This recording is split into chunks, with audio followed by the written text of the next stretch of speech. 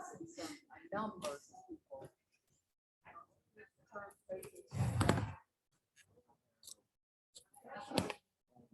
One out of about 40 who was not an only audit. So yeah, I mean we're almost at 100%. Yes. Yes, I'm actually running this waiting out for my nomination. So I'll go and just I'll create another column and just yep. All right.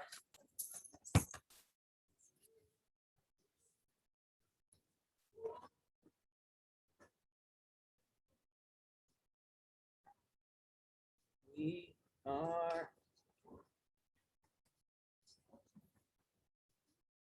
Should be good. Yeah, we should be good.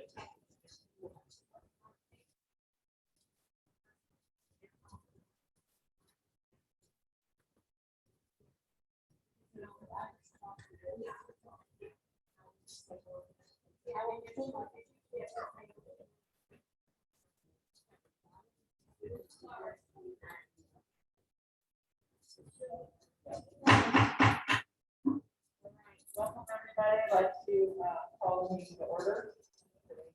September 21st, 2021. For the city school board, our first budget work session. Silence, please.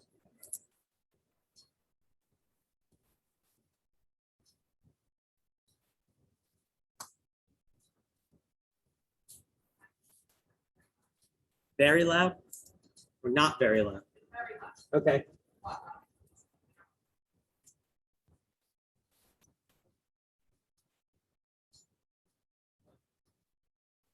Thank you. And if everybody now can,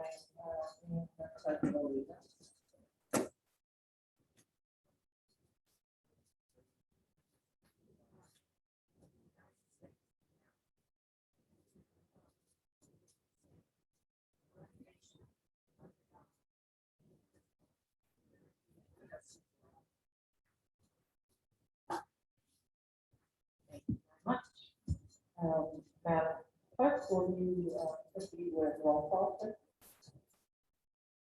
Yes, Madam Chair. Mr. Brown. Present. Ms. White-Moore-Turner. Here. Dr. Pratt. Present. Mr. Huber. Here. Ms. Courier. Present. Ms. Suarez. Yes. Mr. Wade. Yes. Thank you so much. Now, I would entertain a motion for approval of our agenda. Like to move that we kind of take away most of the things on this agenda and just go to maybe we can have one or two sessions comments to the members of the community, but that most of the other stuff we don't actually, because it's a work session. So I propose that we do away with like board member comments, superintendent comments, and that's how we just change the meeting.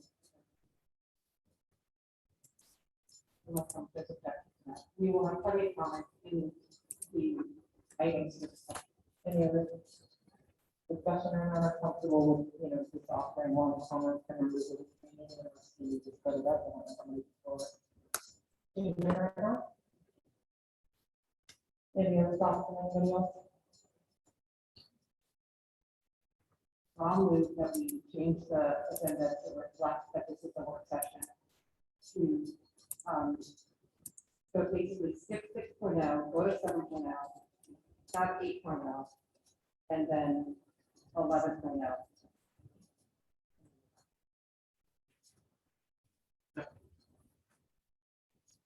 Any other questions? Comments?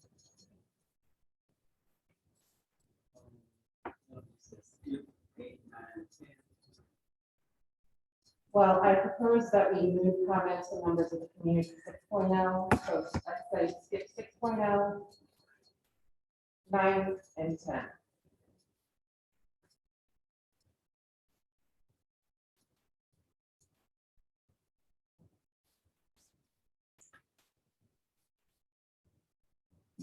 I don't.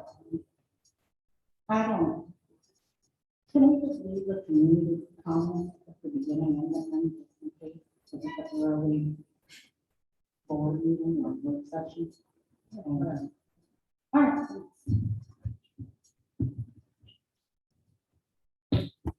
So in considering this, right, the more further suggestions, we are amending our agenda to eliminate comments from the board, superintendent's comments, and at the appropriate locations, we will have comments from members of the community. Is that what I'm hearing? Yes, ma'am, that's my understanding. I'm going to take Ms. Brightmore's first summary and then about the agenda. That she would like to have return to the agenda 6.0. So we will continue to have 6, 7, 8, 11, 12.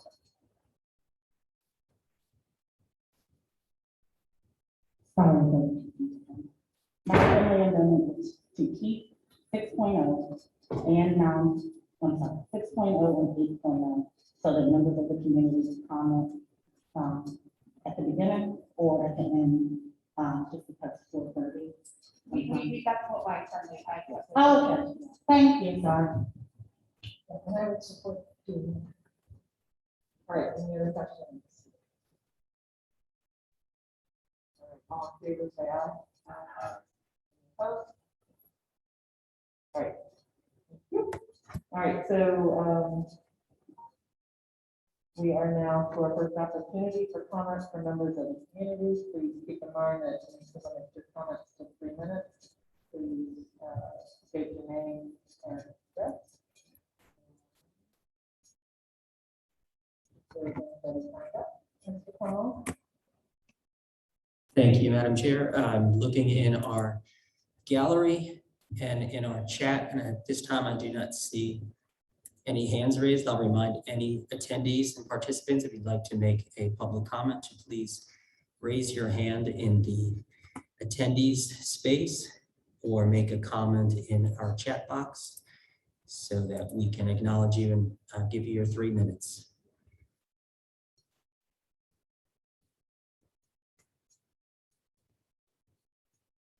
There's nobody at this time with their hands raised or has made a comment to publicly speak. Mr. Connell, I'm not logged on. How many people are in? There is just one person in attendance online at this time. Thank you. All right, so again, a reminder, we will have another opportunity in just a little bit to open that up for comments. For the community again. Before we jump to our main topic here, I do want to just quickly note to the community that we received emails. We are watching and aware of stresses and stressors regarding COVID and COVID testing, accessibility testing, the equity issues around testing. I know that Dr. Baptist is continuing to work hard and communicating closely with the health district and the other medical personnel that have the weekly call. Also, I'll allow her to share, if she will, give us a quick update, if you don't mind, on just where we are with the pool testing, but I have also been reaching out to local city officials within the Charlottesville area. I spoke with somebody at EDA last week, who is, I believe, the director of pediatrics there. So just as a reminder to families, we'll start with EDA if you are in the EDA system. If you want and can reach out to your pediatrician. It's my understanding as of last week that there was testing, COVID testing going on from 5 to 8 Monday through Friday at the Battle Building. Local pediatricians, also one that I spoke with said, you know, if you call up and your child is symptomatic, we will do our best to get them in the same day for testing. And I've also seen pediatrics throughout the state are capped, and everybody is feeling the impact of and the demand of sensitive to that, I think everybody's sensitive to that. Along those lines, please continue to wear your masks.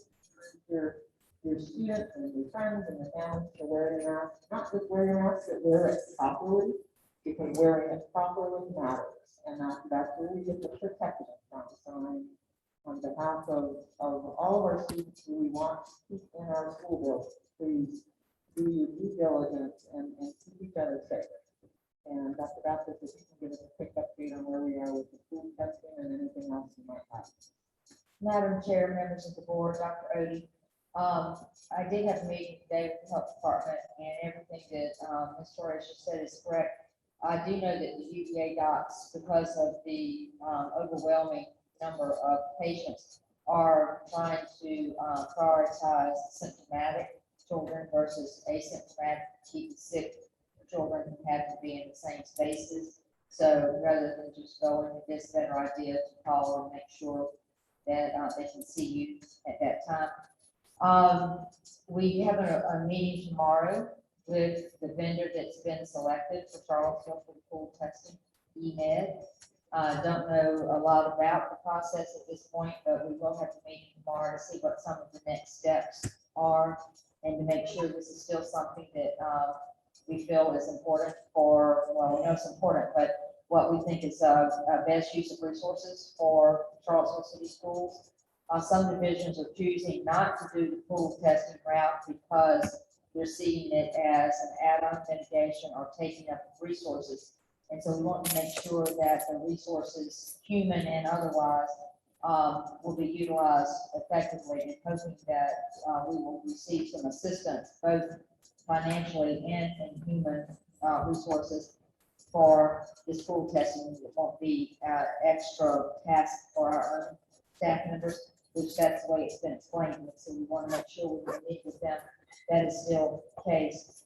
Dr. Jeffrey Dallas at UVA has done a yeoman's job with a lot of different things that he's been doing. I've talked to him numerous times throughout the pandemic about various issues with COVID.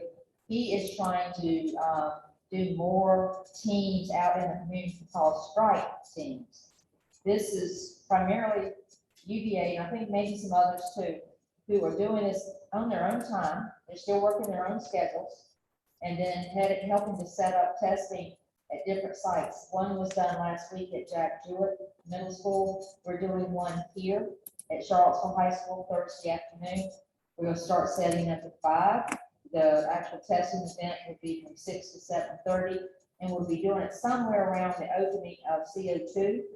I realize all of us in here now have a school board meeting at 5 o'clock Thursday, but if it's short, and I know it can be, then we can all go downstairs and help with the testing when that is over. But so all we're being asked to do is somebody to help with parking, just help with the logistical pieces of it. And Dr. Dallas again is trying to do this in different parts of the community. So this is the first time we've done it like this with Charlottesville, but I have told him I knew that we would have the support, so hopefully we do it additional times as needed. So those are where we're doing some of the testing. Still, the thing we need done is vaccination, and Friday here at the high school will be the second vaccination for the group that we had get their first vaccination on September 3rd. If there are any students or families that would like to get that first shot Friday here at Charlottesville High School, I asked Dave about a link, and I haven't heard back from the health department. If I get it while we're in this meeting, I will let you know again. But if someone would like to get that first shot Friday, if you contact me at beth.baptist@charlottesvilleschools.org, I will make sure that you get the information that you need for getting that first shot on Friday. Any questions? One quick question about this. So remind me, and I heard again as recently as today, regarding support to students who might be struggling with transportation to get to testing. Are we trying to coordinate any, or do we have any resources to help, or where are we at with that? There's no set program for that, but we have told families and we've told doctor's offices that if they know of a family within Charlottesville City Schools who needs that support, if they let us know, And we will work with our, social workers, our social emotional folks within our schools to do what we need to do about getting assistance for that. So there's no set, you do this and we'll do this, but let us know what you need and we will work to make sure that happens. I don't know whether some of the testing in the future outside of the pool testing can be done, during school hours. Again, the testing Thursday evening is by employees at UVA who are doing this on their own time. One of our parents, who's also a UVA pediatrician, Dr. Emily Wong, is sort of handling a lot of the logistics on this one because Dr. Dallas is in clinic all afternoon. But so different doctors are trying to work on the strike team to get the testing out and about. So we'll try to do what we can. We just need to know what the need is. Thank you. I mean, I appreciate your efforts. I appreciate parents' efforts. I think it never hurts to just keep asking people.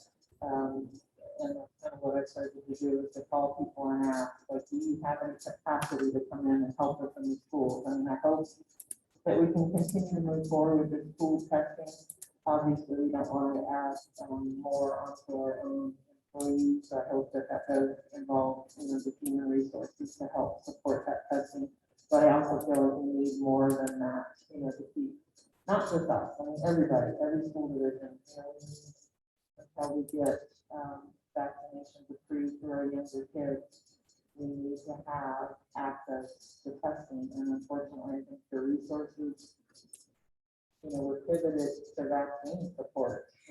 Some of the grant, a lot of the grant money, I think probably was pivoted that way, and so there's some of those issues that we probably aren't even aware of, where the vaccines have slowed, and that's unfortunate. The tests have slowed. So anyway, I just want to say thank you to everybody, and thank you again to you, and thank you board for allowing me to just bring this up. But I feel like COVID, we need to keep this, forefront and keep this conversation open. So thank you. One other thing I thought about, with the hope that we will get the okay for the 5 through 11, ages 5 through 11 for testing, hopefully later this week or next month. The plan right now is that it will not be done through in-school clinics like we did the H1N1, but will likely be done in hubs, like on the weekends or something. I feel sure they may ask us to host as a hub, which if they do ask, I will say yes, because I know I will have volunteers to come help with that. But they have not, they were talking about this afternoon and not 100% sure how they will do it, but they're not thinking that we will line up all the kindergartners to give them the shot, which makes me hurt to think about doing it that way. But we will work on that. And questions will also ask about the boosters. Don't know what all the plans of that are going to be, but we're certainly a player and being a part of however it is done. One question was asked, I'd already heard before, but in case the public has this question, if you took Moderna and we now have the Pfizer closer to being available for the booster, do not take the Pfizer if you had Moderna as your first and second shot. Wait till the Moderna information comes out. That was mentioned again this afternoon. Any other questions? I think I have a question, and it's COVID related, and I'm just putting it out there because Jeff, you're doing a lot. So this isn't really your area, but when we're talking about the kids who are quarantining or out because of the COVID exposure, I just didn't get any messages from people about sometimes if the whole class has to shut down and the teachers available, they can be virtual, but I'm just trying to get an idea of the number of students who are not virtual but are quarantining, because it seems like that's a lot of disruption to education. I don't have a number on that. I will tell you, at all of Charlottesville City Schools, we've only had to close one class throughout the division. That class was closed for 2 weeks. It was not an outbreak in that class, but there were 3 separate cases that likely came from home exposures. There was nothing to say that the exposures happened within that class. I can't tell you for sure whether it did or it didn't. But we closed that class because most of the class have either been exposed or we had the 3 cases. That's the only class in Charleston City Schools that is closed. As far as the numbers quarantined, we're not quarantining as many or counting as many as close contacts at this point because people are getting better about wearing the mask and wearing it appropriately. So before we call someone a close contact, they have to be unmasked. They have to be less than 3 feet inside and to have been together unmasked less than 3 feet for more than 15 minutes cumulatively. And we're working very hard to make sure those conditions do not happen in our classroom. So occasionally we do have a person or two that needs to quarantine, mainly because of possible exposure at lunch, because that's where we would not have the masks on. But I can't tell you the number who are quarantining right now, but I do not think it is as high this week as maybe it was the week before last when we were still getting even more used to proper use of masks. But I know the ones who are quarantining because of school, you have to go find them, count them for you, but I just don't think there's many right now because we're doing a better job with some of our organizations. Is there any way we could track that number or add it to our tracking?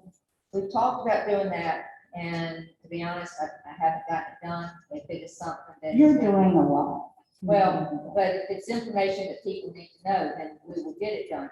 I can't from right this moment tell you what that number is, but I can work to try to get that number tracked. Thank you. You're welcome. I can barely hear you, Mr. Wood. I have a question.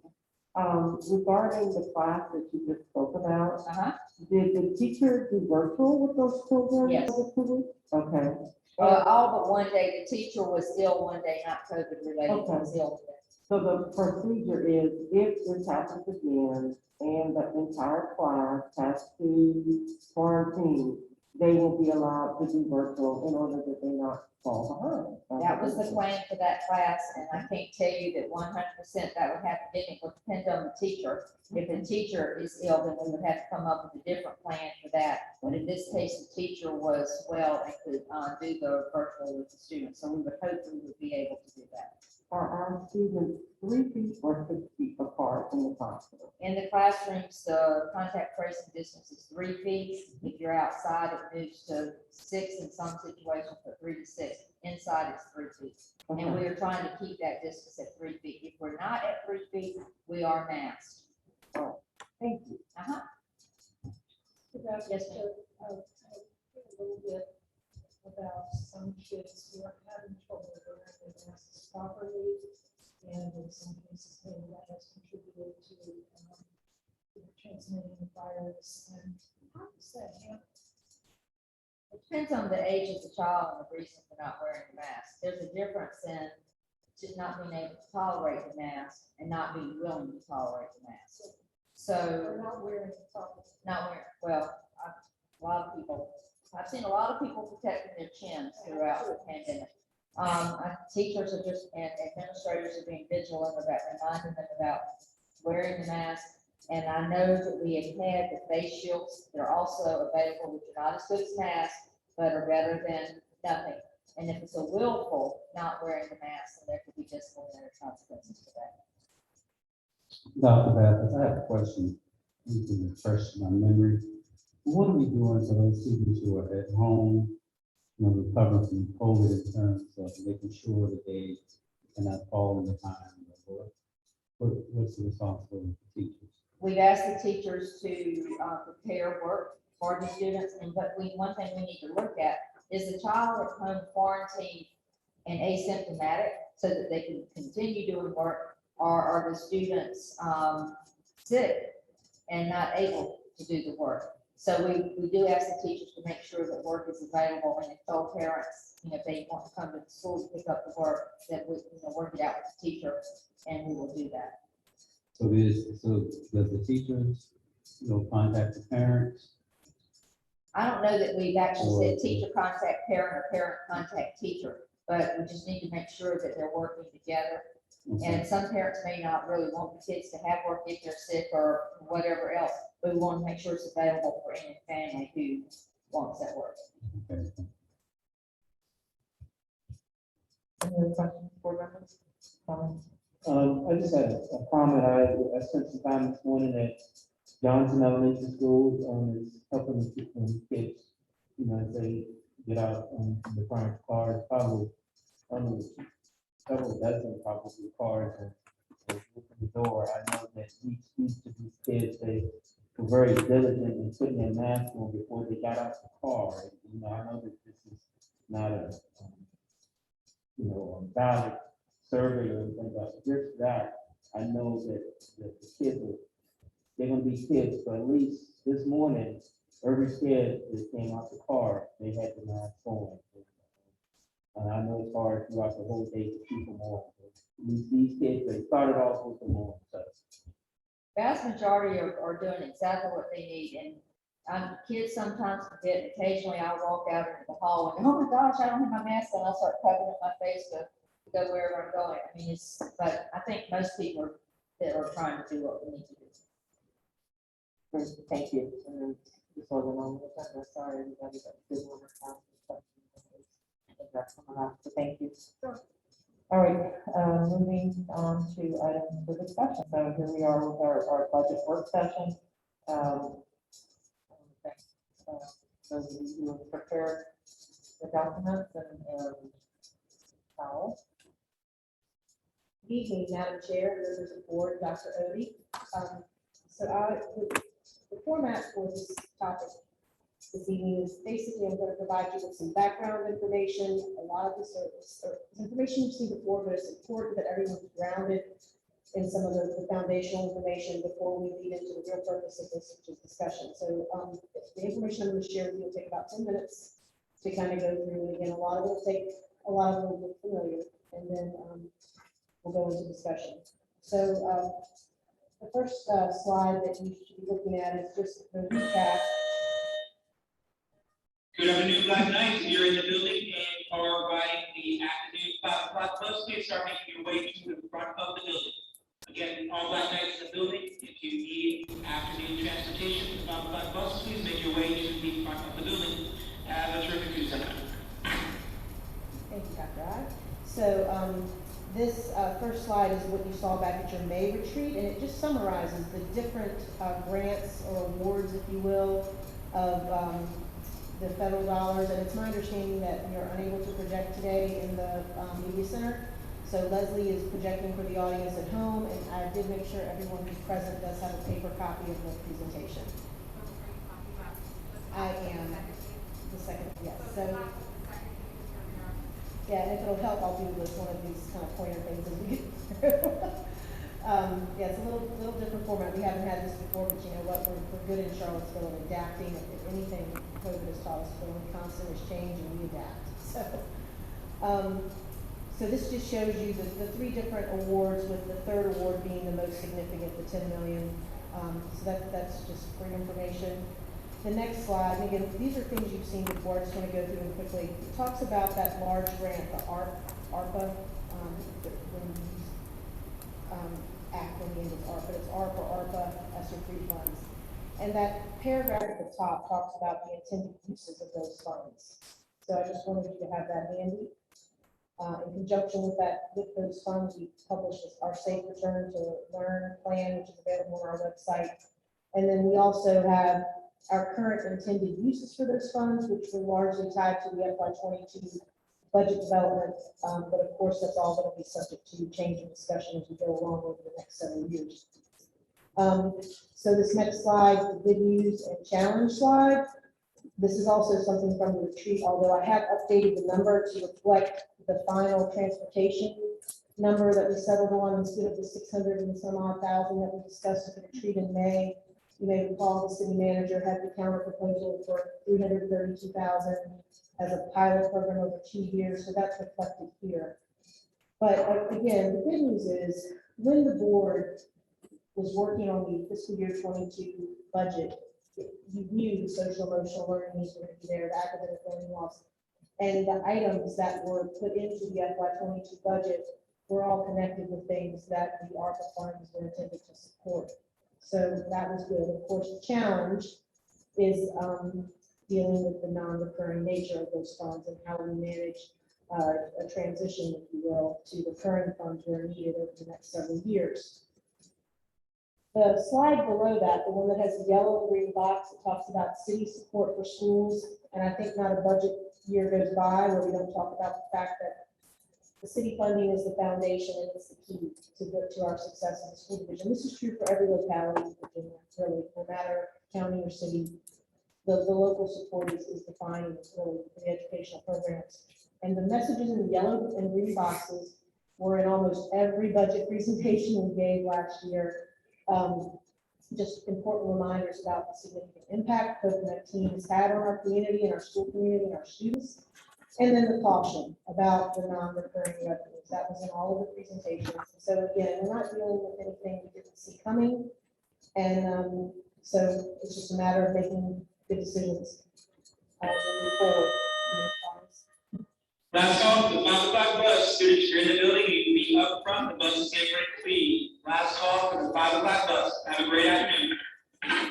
Okay, so the next slide is the one regarding the Blue Ribbon Commission on Sustainable School Funding. And this is just something that we like to include because the work that was done on that study that concluded in 2014, all of that work still holds true to this day with regard to the fact that, what it takes to maintain and sustain our programs and respond to student needs is something in the order of $2 to $4 million additional per year. That was what they had forecast or foretold, if you would, in that work that the city Blue Commission did back in 2014. I think it speaks to the quality of that work that that's still something we refer to today. It still holds up. So the next slide that says CCS budget and city appropriations, and again, this is all material that's from prior presentations. This simply shows the average annual increase in the city appropriation for schools was, in fact, between 2 and 4 million. It was an average of 2.3 million from 2015 to 2020. So that's just for their to reference against that Blue Ribbon Commission projected range of 2 to 4 million. Now we're going to start to move into some new material. That was all just review. This next slide is one that should look very familiar because you just saw it at the council and board work session on September 15th. And the reason that this slide is in here, in particular, something that stood out for me was that it references a 5-cent increase in a potential increase in the property tax rate to cover the $4.5 million school operational increases. That's the $4.5 million that comes up in recurring discussions in council. It's an area of concern. I did not, know that was going to be part of their presentation. I thought it was interesting. I know several of you were also intrigued. We're just going to put a pin in that for right now, and it'll come up when we get to when we get into the bigger discussion. But I just wanted to include that slide because it certainly caught my attention, and I know we'll look forward to a better understanding of what all that means. So then the next slide is this one called Budget Ramps and Bridges. And I hope this is helpful. It may not be, but when I'm working on things late at night, I'm just thinking. The first box shows the current federal non-recurring revenues. And it's in this graphic is intended to represent how we have to flip those, potentially flip that non-recurring revenue into recurring revenue to the extent that we maintain all of those programs and expenses as they are in the FY22 budget. So that first rectangle diagram is, what I call flipping the ramp, because what we talked about during the FY22 budget development process is the fact that because of the dollar value of funds that was coming into the federal government and the fact that it can extend out until the use of those funds can reach out to fiscal year 2025, although that last year you have to finish spending by September 30th, 2024, but that's still touching the fiscal year 2025 budget. There's an opportunity to use those funds to provide a ramp, if you will, for local revenues to recover and settle out, if you will, over time. Because one of the biggest challenges we all dealt with in the FY22 budget development process is just the uncertainty of what the future holds. And I know the city feels that uncertainty as well. So that's a picture of what it looks like to just flip the ramp. And honestly, if it was just as simple as converting the non-recurring funds and the recurring funds, with the timeframe we have to do it, it would be easy. If it was just that simple, it would, it's because then we would know, what our expenses were gonna be, even if the expenses and the revenues were not level, because that would be unrealistic.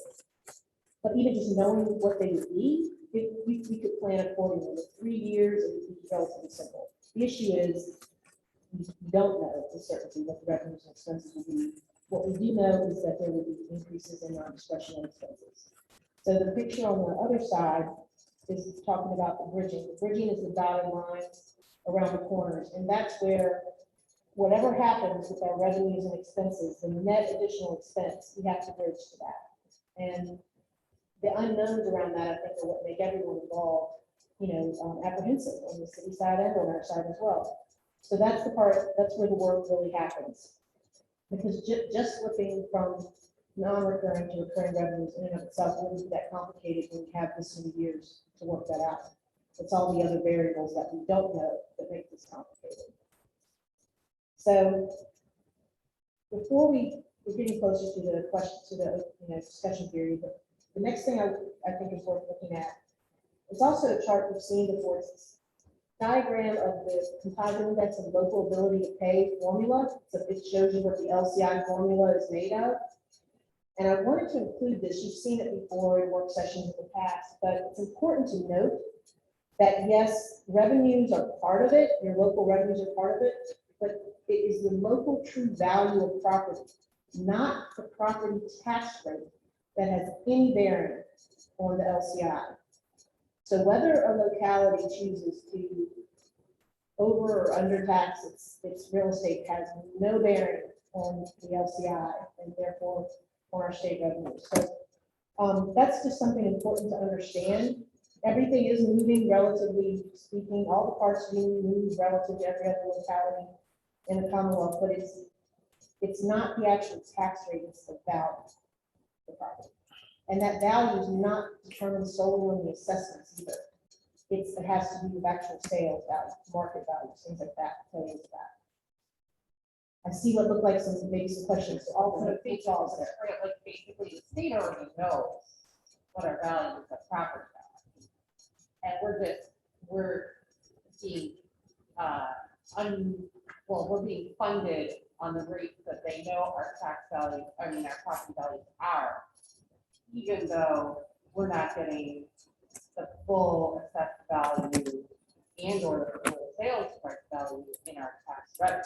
If the rate, however it's set by locality, has nothing to bearing on the outside. It's about the values, and I think it's just important to point out, and I don't want to go beyond my depth here, but it's definitely not just the tax assessed value. So my point is, the tax rate's not controlling it, and the assessed value may play into it a little bit, but they do not just take the values from the local assessment. That is definitely not it. The market value plays in. So if we in Charlottesville have had over the last year and a half, a lot of examples of properties that have sold for well above the assessed price. And how would that affect? So those things are, and there's actually, So does that work against? Yes. So one of the things that has come out in different analysis of the LCI, don't get me wrong, there are things in LCI, it's complicated. There are things that work to Charlottesville's advantage. But one thing that catches every locality is that if you have just a few very expensive properties, those relatively few properties can have a huge impact. And that was in a study, a VML, I believe, a VML report. I saw something about that when I was scanning just to make sure that I was sharing the right information. That exact item was kind of pointed out. That type of dynamic does happen. LCI is complicated, but the main thing is the decision on tax rate does not affect. Now, somebody did ask that question at the last meeting, I think that's a really important thing to know.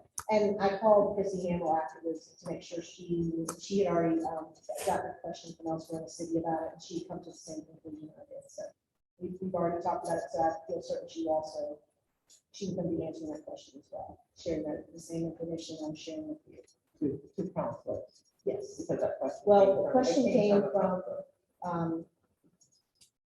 I don't know if it came from an elected, I think it came from, Chris Conan, who's, someone else in finance, he's one of the directors, he was on the meeting as well. Chris Conan. So we could share that with council. We can keep this in our, we can keep this rolling in our slide deck. It's good information to understand.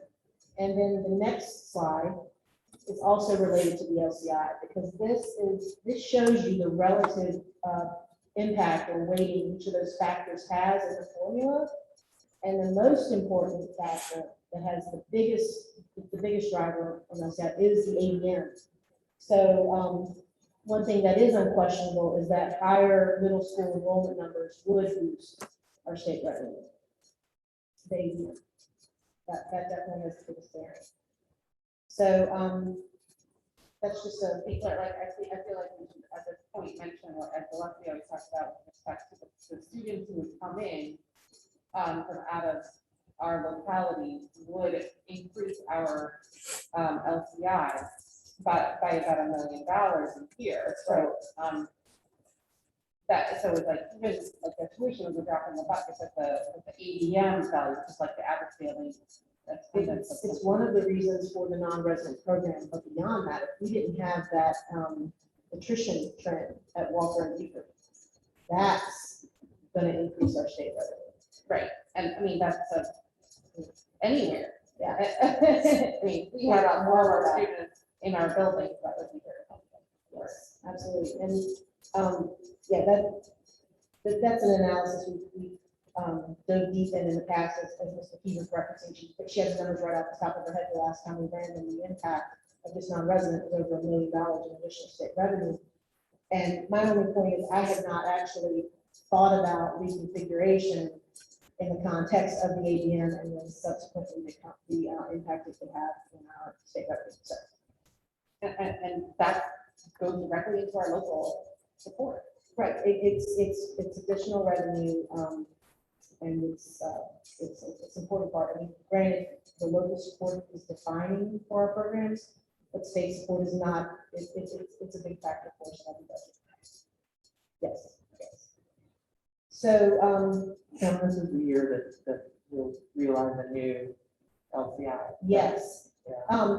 Thank you. That was actually on the slide. I forgot to cover it. I'm so used to looking up and talking to you all. I'm not doing a great job of following my own slides, but below the slide where it shows you the formula, the equation for the formula, there's a note that yes, and we always hold our breath for this. I'm looking at Renee, because we have no idea how everyone else really moves relative to us. We may sometimes get a preview from BML and their analysts there, because they can get their hands on all the data statewide.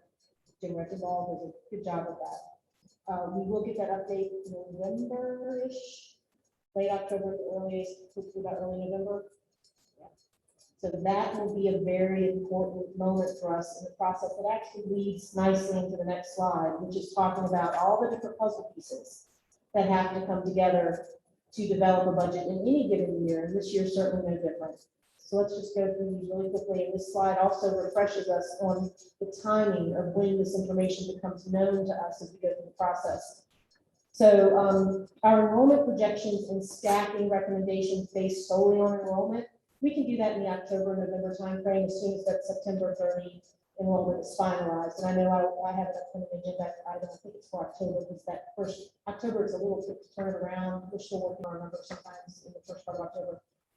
But by November, you'll have that. So that's the first piece of the puzzle, if you will, that we just sort of get our hands around and do that work. Stakeholder input, we focus on that from November through January. And then the state budget, we don't have even an inkling of that really until the governor's budget is released right at the beginning of winter break. We always enjoy looking at that over the winter break. But that governor's budget isn't the final word, because as you well know, there are multiple other versions that come out until we get the final, hopefully usually around March. We get the final from the General Assembly. And from the state budget, we're looking at, our state revenues, and again, here's another note about a new LCI will be in effect for fiscal year 2023. The VRS rate is another important factor we're looking for around that time. The raise rate, and what I mean by the raise rate is whatever the state puts out as this is the raise we would like you to give, and this is the raise we're quote funding based on the LCI. We won't get into that, but that's an important number to realize because, or to be aware of, because that's the standard everybody tries to rise to. You can expect everyone, every other school division to try to meet that rate. Just one, to stay competitive, the staffing is already challenging enough. But two, you have to give that raise, and you don't get those state dollars. I'm trying to think if they've ever prorated it. I don't think they have, if you fall short of whatever rate they publish as the rate that they're looking to fund on their side for a raise. Like, we get the steps of that. Yes, so we get to count our step. So if the state says 3%, for example, we do a step plus a 1.75, because 1.25 is our step, and then the 1.75 gets us to the 3. So that's how we handle that. And we qualify for the full allocation from the state in a 3% scenario, for example. So, but what's interesting, and the reason I picked the graphic on this chart is this puzzle. A lot of times, at least more recently, you know, if we do all of our work and then we inform the city what we need to fill in that hole, if their piece doesn't end up fitting, it's really challenging. We have to go back and rework a lot of other pieces. And because the local funding is so key, it's really great if we can somehow work knowing having some idea of what that central piece will be. And then we build out around that. It's an easier process. I'm not saying it's always possible, but it's from a process standpoint, that's ideal because it truly is the centerpiece. So that takes me to this next slide, which I love again. This is a graphic depiction of where my head was when I was thinking about these dynamics of the budget process. So the challenge that we face is the board is charged, the superintendent board, us as staff supporting, we're charged with development of a needs-based balanced budget. And anybody who ever does budgeting work, either personally or professionally, knows there's a fundamental angst or contradiction or a contradiction in those terms, because, you know, we can need a lot of things, and you know, and especially when you're serving children, right? So there are a lot of needs, but there are limited resources, and that's the fundamental challenge of any budget process. And so the fact that the needs-based piece and the balance piece of that budget are kind of fundamentally or inherently pulling against each other, that if we allow that to happen, it's not an effective process for dealing with the ramps and the bridges that we've got to figure out going forward to handle the non-recurring funds effectively and work those out of our budget over time. What we have to have is sort of a process that's where the needs and the balancing act part of it are pulling against each other. We've really got to have that more of a circular process, somewhat iterative, but the problem is you can't have that iteration effectively at the last minute. You know, if you're trying to work back and forth because a number's been thrown over the wall, it's just not gonna, it's gonna really cause a lot of trauma and drama. And then the folks, council, will then kind of late the process, okay, these are the effects. This is what we're gonna have to do, if this and this kind of thing. If that's all happening at the 12th hour, so to speak, or that's not good for any of us, it's not good for the city. So the communication, I know it's a little trite, but communication really is the key to pull off a needs-based balanced budget in the best way that we can for the entire community. Communication early and often, and clear signaling helps. And I feel like the council's been sending some signals, and I think that we need to start engaging in some conversation around those signals, just to make sure that, again, that there's some common understanding and that we are able to work through this budget process together in the best way possible. So with that, the next slide is simply just a reminder of the priorities that drove the FY22 budget development. And I just, again, some of this is just information I wanted you to have for ready reference as we move into the discussion part of the agenda. And the next slide has a half dozen questions that are intended to help prompt the discussion this evening. I know you may have many more, maybe better questions than what Renee and I thought of. But before we get into the questions, I did want to point out one other thing that's in the presentation. And if they're following at home, Leslie, I'd like to go to the appendix. In the appendix is the FY22 budget change sheet, so you will have that readily available. In the first section, I highlight the salary actions and the non-discretionary contracts. just kind of goes without saying, this 3.3 million, almost 3.4 million, these are really the priority items to get out of non-recurring funding and over into recurring funding. There's just not much or any discretion to be had with those items at this point. The next section in the appendix is to be page 2 in the appendix section, where it has the $1,854,119. That is the school-based program supports and improvements. It's always where our focus is, as it should be. As far as changes outside of taking care of staffing and the non-discretionary costs. And I did attempt to go ahead and on the side there, I went ahead and broke it down for you so you can see how much of that was technology, which those are Zoom. Honestly, now I can't imagine living without it. Because it's been a real efficiency gain to not have to travel around town. Sometimes it's just so much easier to have meetings without the travel time, even in our 10 square mile city. But you've got the tech piece, you've got the FTE piece and the money for that, and then the stipends and contract adjustments. And then the last part is a mix. And my note in this one highlights some expenses are COVID specific or non-recurring. And I want to go ahead and highlight those. Like the book room, for example, we don't need to invest in book rooms that much every year. I would consider that a non-recurring expense. That was the 60,000. Not to say that something else might not come up, but the K-12 science supplies, that may be recurring because I do know that's very material intensive and we've been struggling to keep up with that one. I believe the content squad stipend was somewhat specific to our situation while we're doing virtual and blended learning models, but that's something that when the time comes, Dr. Odie can speak more to that, but not tonight. I mean, but I'm just saying there's some things in here that may not be recurring. And the musical instrument maintenance and repair, I think at least some of that does have to be in. There's a permanent increase. There's quite a bit of maintenance. The blessing of a very robust orchestra and band program is there's a lot of instruments to maintain. And we had a sharp drop off in rentals, if you recall, the children's students still needed their instruments. And so the rental fees that we're paying for those maintenance costs weren't available to sustain, rental fees weren't available to sustain the full cost of maintenance.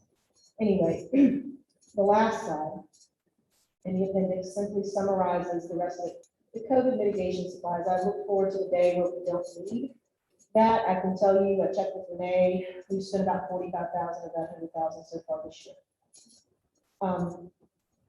But that will not continue when we no longer have the COVID virus to deal with in the same way we're having to deal with now. And we always look at our staffing adjustments based on enrollment. We'll continue to do so.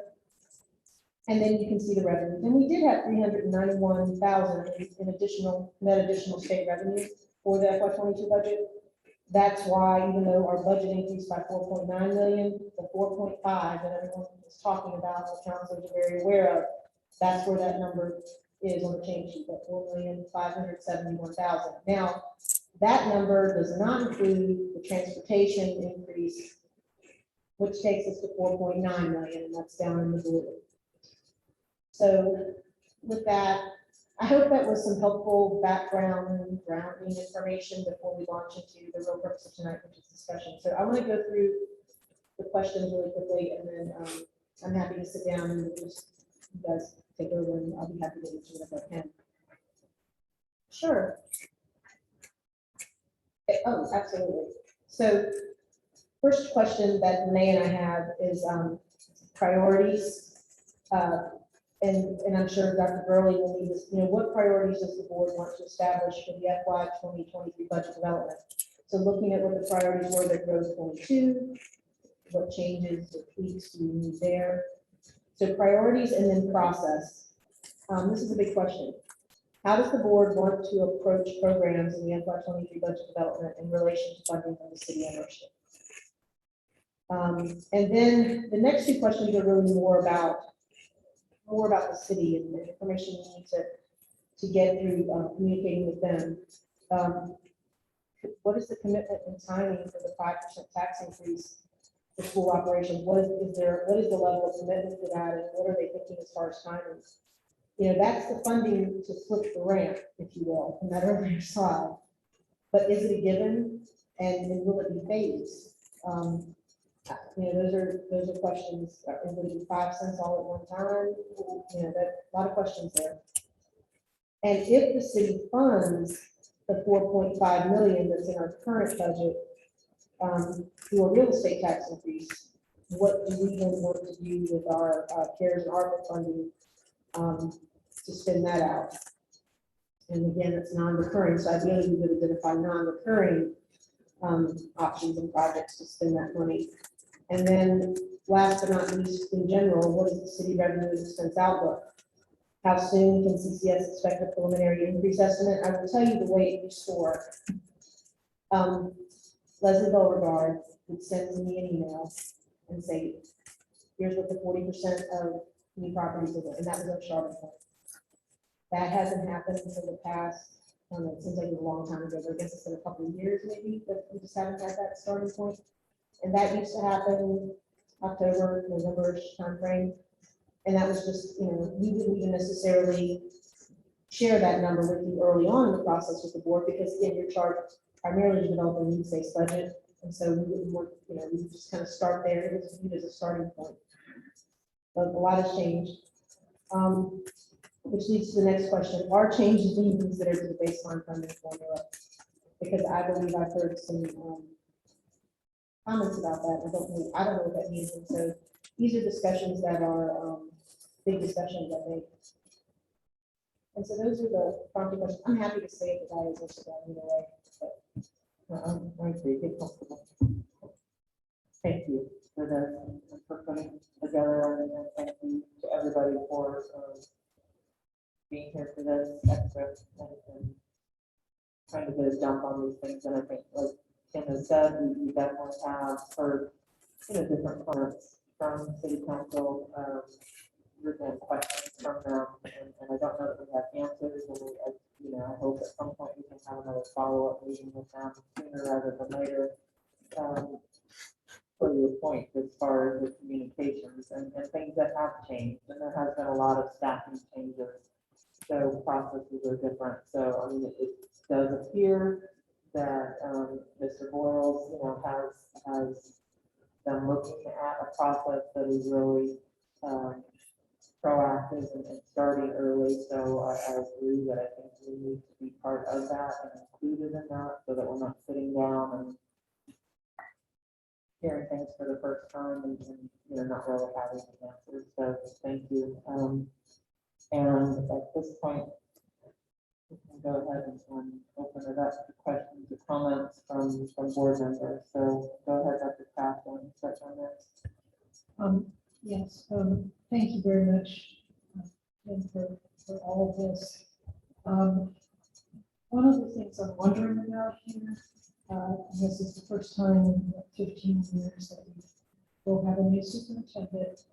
And I know that one of the things he is wanting to do is to review our programs and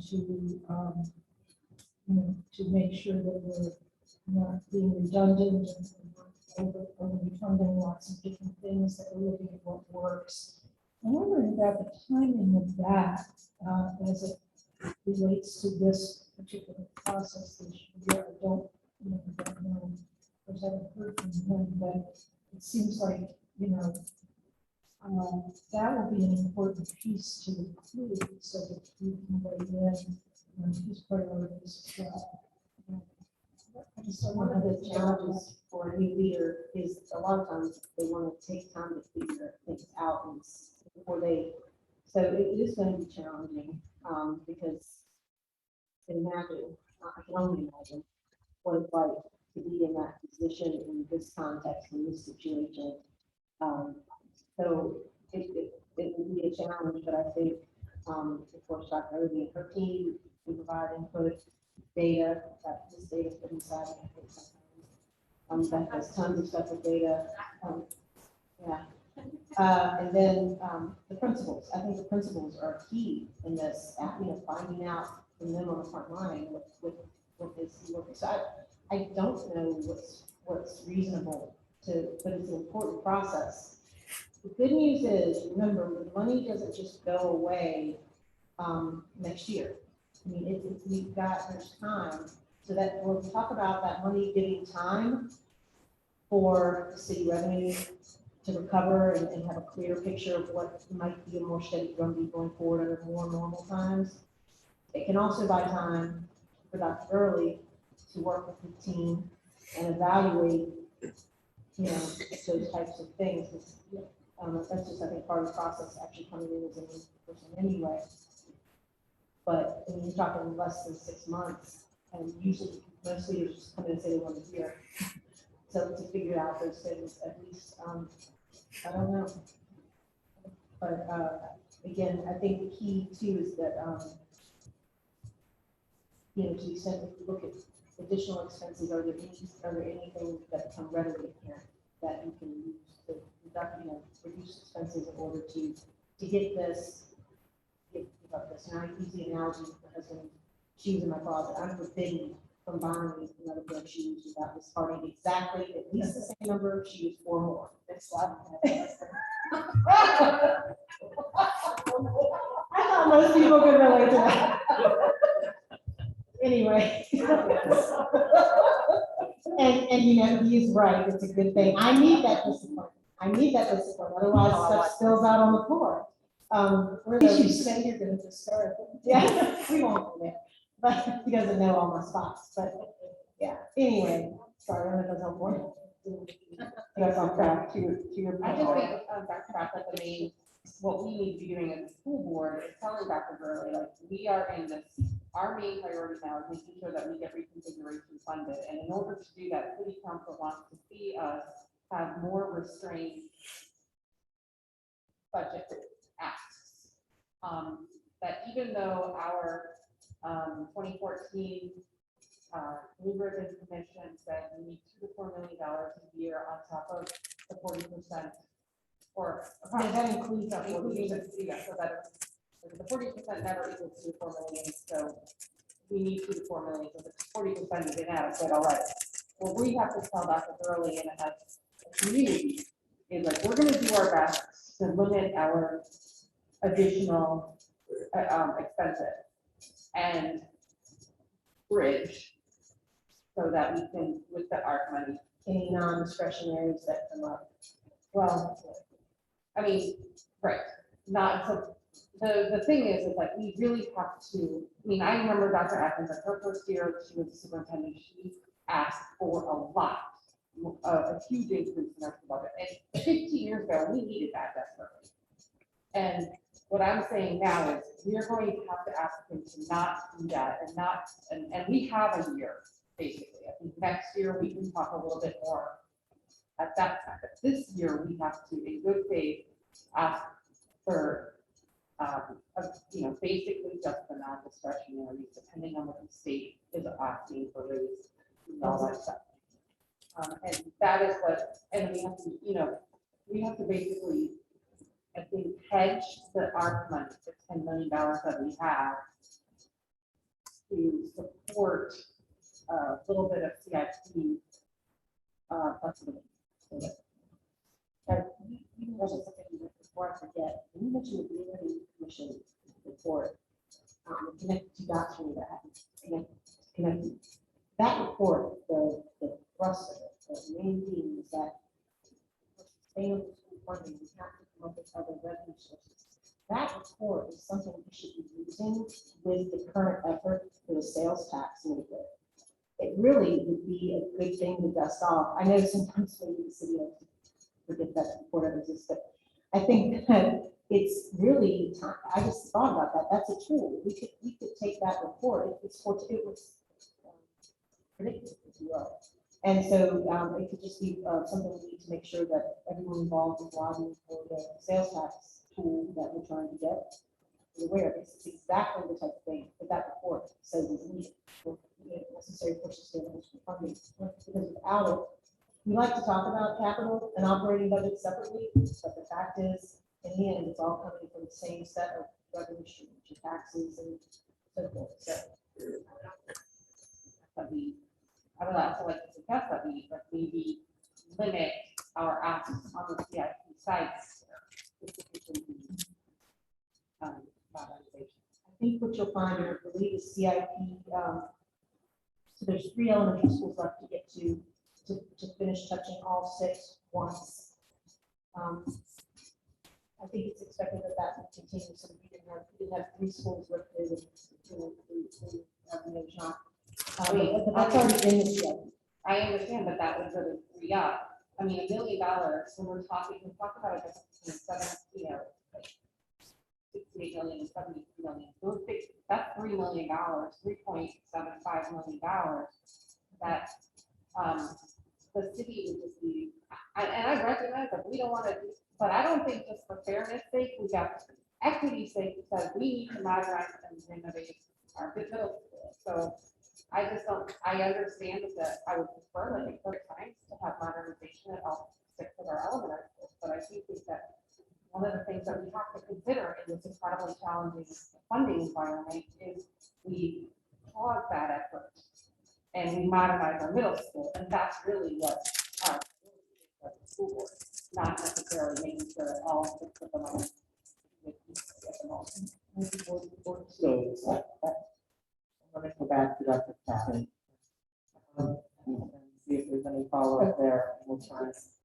One other thing I wanted to just throw out here is just whether we can use some of our as we plan for our in the recurring toward reconfiguration expenses. So the best way to it's not inherently what's the language, it's not inherently an allowed expense. However, that question has come up enough across the Commonwealth that you can ask permission, if you will. Because of the timing, so the state has to approve it to use the money for capital expenses that are outside of that definition that's in the packet. I would say that tying the money to the actual reconfiguration work itself would be scary because of the timing and the time limits. But what would perhaps be an easier thing to do, and this gets at what Mr. Keever was talking about, is things like the CHS roof replacement. Yeah, that's like a couple $100 grand or just south of it. The elementary modernizations. There are other things that, you know, $2-3 million worth of projects that are a scope and timing that you could more comfortably be assured that you would complete them by the spend out deadline. And so that's something that could be discussed. We would have to get approval from the state, but that's certainly something that could be discussed. And once we have approval, I would certainly, that discussion, I think we want to center around things that are already in the CIP that we are confident to be completed well before that spend out date. You know, the furniture that we would have to buy for, you know, fifth grade, reconfiguration, could maybe go towards something like that. Yes, again. Yeah, it's common when I think about I have to, how creative you have to be on allowable uses versus actually asking permission for that too, even just a furniture buy, because they do, managing this money is very much like managing any other grant as far as when you submit your expenses through the Omega system. I mean, they're scrutinizing everything to make sure that it's in line with the intended purpose. So if you know you're going to be not squarely in line, you got to ask for permission upfront. So you have to do that.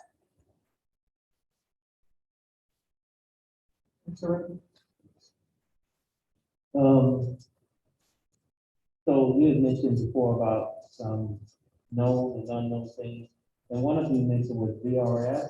Right. And I think a few years ago, you know, deficit or something with that, and a lot of those colleges, and they went to $3 or $4 million, and then a lot of those colleges, you know, with, and I know that it's done very well with the last year. So I think that's something that, no, we shouldn't expect any big increase, as far as you heard about that. Or? I would agree. So here's what's interesting.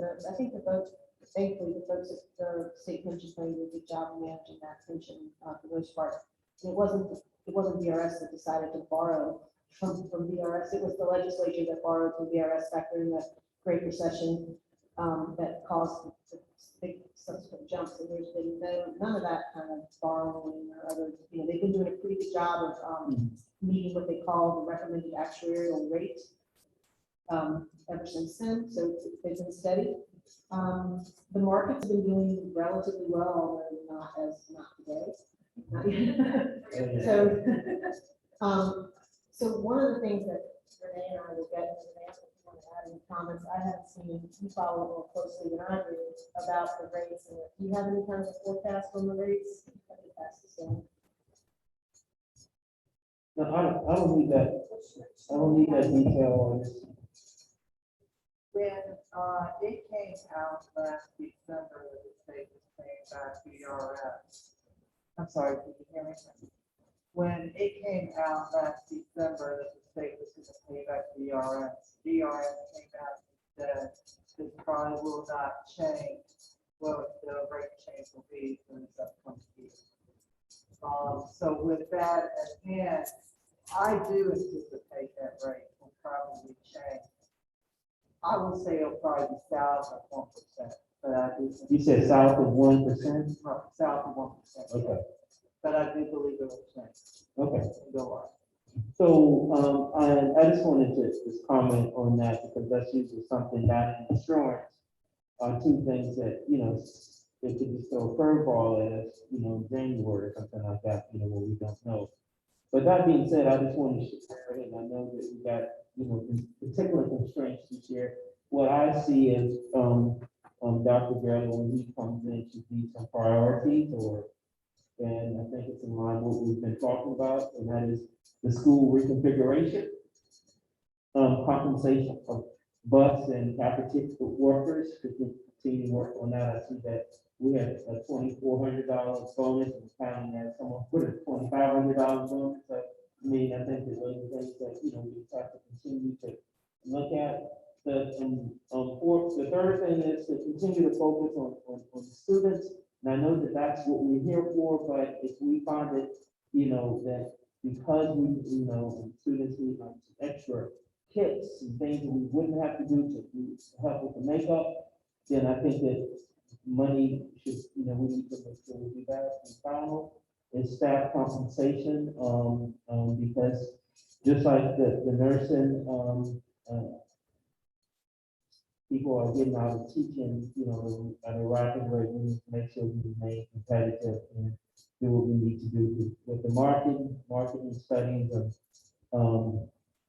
compensation studies to make sure we stay competitive and assume that if we do something 6% above, that the surrounding counties may do 7% above, just kind of remain flexible in that you'll come with us and say that we want this range or something like that, so that you have to come be dynamic in that. That's it, thank you.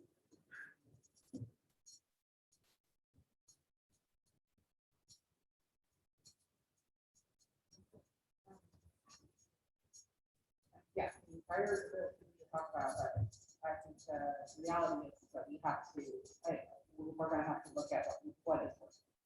And that's where we have to, like what I brought, have to really more focus on is how programs are working and whether there is room to be more efficient. Also, like with respect to the nurses, I see that last year we attempted to make their salary competitive according to this equalization. But I still think they're really low compared to the market. So I do think salary compensation, again, inflation is going up, so we have to, like, our staff needs to be able to continue to live their lives. We've lost 2 nursing candidates this year already because of the range, and they were able to get increases in their current jobs. Yeah, and I think, I thought it was savvy on the county's part to do the bonuses for school nurses as well. So I thank you all to all of our staff, because all of them we are also giving a stipend to the nurses for all the extra work that they're doing to us. Okay.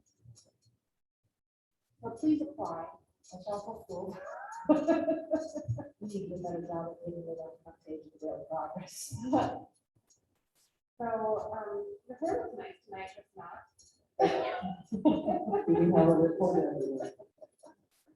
But yeah, so I'm looking at program metrics specifically, equalizing the pay scales. I think we need to make those adjustments next year, that we, with the salary compression and bonuses, like all of that stuff, I want to make that effectively. But I do think that our main focus needs to be on school reconfiguration, and I think that means that there's going to be hard decisions. And for me, that will, as much as I want Dr. Gurley to be able to implement his vision, that's not going to happen in this 23 fiscal year. It's gonna have to wait, because I just think city council, if we continue to have the significant increases in requests to our localities, they are going to balk, and that will not serve our students in the long run. We need to make sure that our middle schools have the facilities they need for deeper. That's a huge $73 million investment. So, city and our city taxpayers to invest in, and we have to make some good faith efforts to limit our.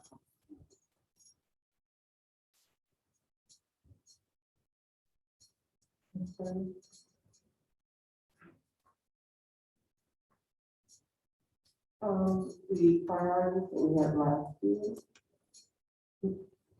I'm comfortable with having those again this year. Because I think they're all important and they all address what we're concerned with.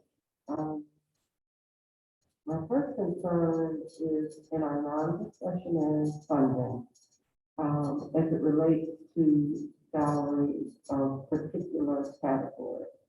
And so in my mind, I see them as tier 1 and tier 2, not to say that those positions are any less because you're in tier 2. But I think we need to look at our salaries of our nurses, our custodial staff, and our cafeteria workers. As Dr. Baptist has shared with you, we have had people turn us down because of the salaries of nurses. The employees on the custodial staff and the cafeteria staff, they work hard as well, but we need to look at those rates and do what we need to do, because, as you know, other people are looking for employees and other people are asking for time on services. There are a lot of things that this division offers as it relates to benefits that they may not be able to get other places. So often people see the salary and before they see the benefits. When we're looking at the next group of employees, I think we need to look at our instructional assistants and our special ed instructional assistants. And those are non-discretionary items. The reconfiguration needs to happen. I think there is no one in this community that thinks it shouldn't happen. I think the issue becomes the cost. And I'm going to reserve my feelings about the cost. But in doing our reconfiguration, I need to know, as a school board member and as a citizen who pays taxes in the city of Charlottesville, that the 5 cents that is continually talked about is put so that that 5 cents comes to the Charlottesville City Schools. And we're not sitting here 5 years from now, never have receiving that 5 cents. And we need that assurance.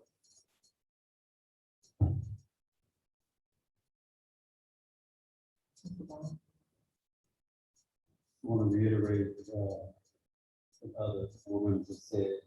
It's important to continue to have competitive salaries not only for our teachers, but our support staff, bus drivers, custodial workers, cafeteria workers. Also competitive insurance, making sure that home stays reasonable. That's important, health insurance. And also, it's a part of the priorities recruiting and maintaining and hiring a diverse pool of teachers that reflect our student population. Also, I'm hoping that we will continue to keep our social, emotional workers in the school system. They will probably have to be here for many years to come. Due to this pandemic, our social workers work partnering with us with Region 10. But certainly that is of utmost importance in working with our students. Finally, I do agree that as a only woman was a taxpayer in the city, we do ensure that 5 cents comes to the school system. And also, we need to keep our eyes on the prize in terms of reconfiguration. We have talked about this for a number of years.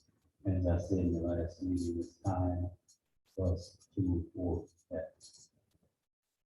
Mr. Bryant, you mentioned something that spurred a thought that I don't think I emphasized this earlier, but the health insurance and the benefits costs. We talked about BRS earlier, didn't really get to medical.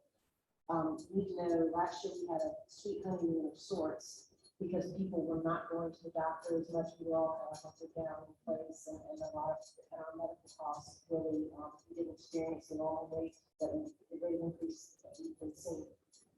Unfortunately, this year the trajectory is very different. People making up for what they didn't do before. I don't know, but our utilization, I think in May, is she came to me 60 days ago, or 60 days ago, it's been a little while in terms of benefit. It's running hot, and I see that because I approve the entries each month. So, all that to say, we have no crystal ball, things can cool off, but right now, whereas we don't think BRS is going to necessarily be a headline item because the market has been generally more robust and the legislature has been taking the recommended BRS rate increases steadily.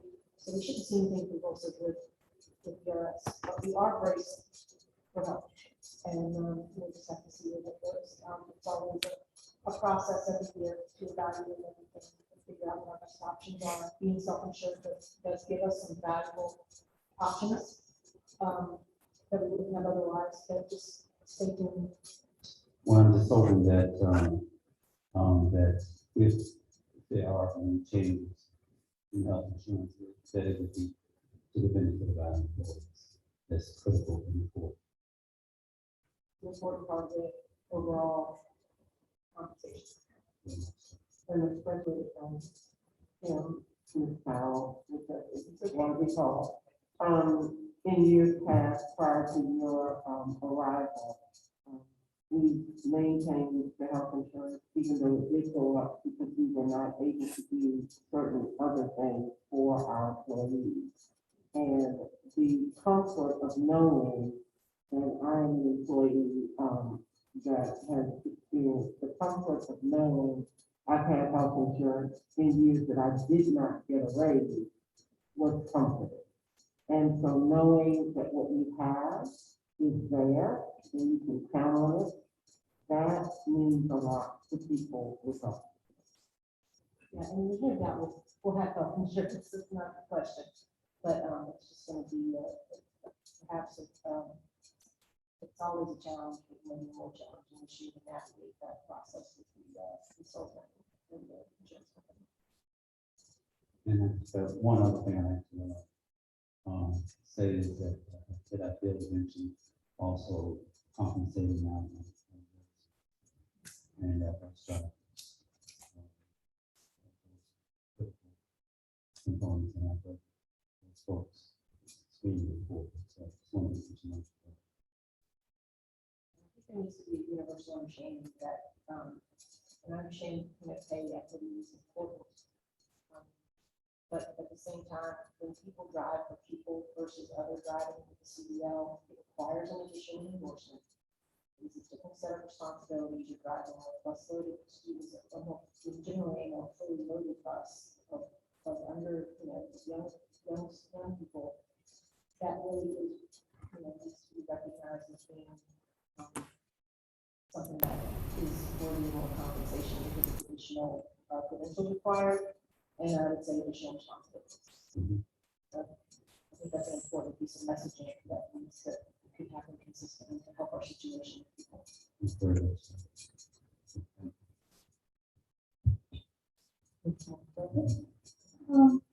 I'll reserve my priorities for a later meeting. I wasn't prepared for that today. I just have general budget questions. When we look at the budget, I know there are benefits, salaries, wages, materials, and supplies, and things that we don't touch, and that's about 83%. My complaint in the past budget cycles is that there are things listed on there and I don't know what they are. So we talk about contract services being 11% or internal services.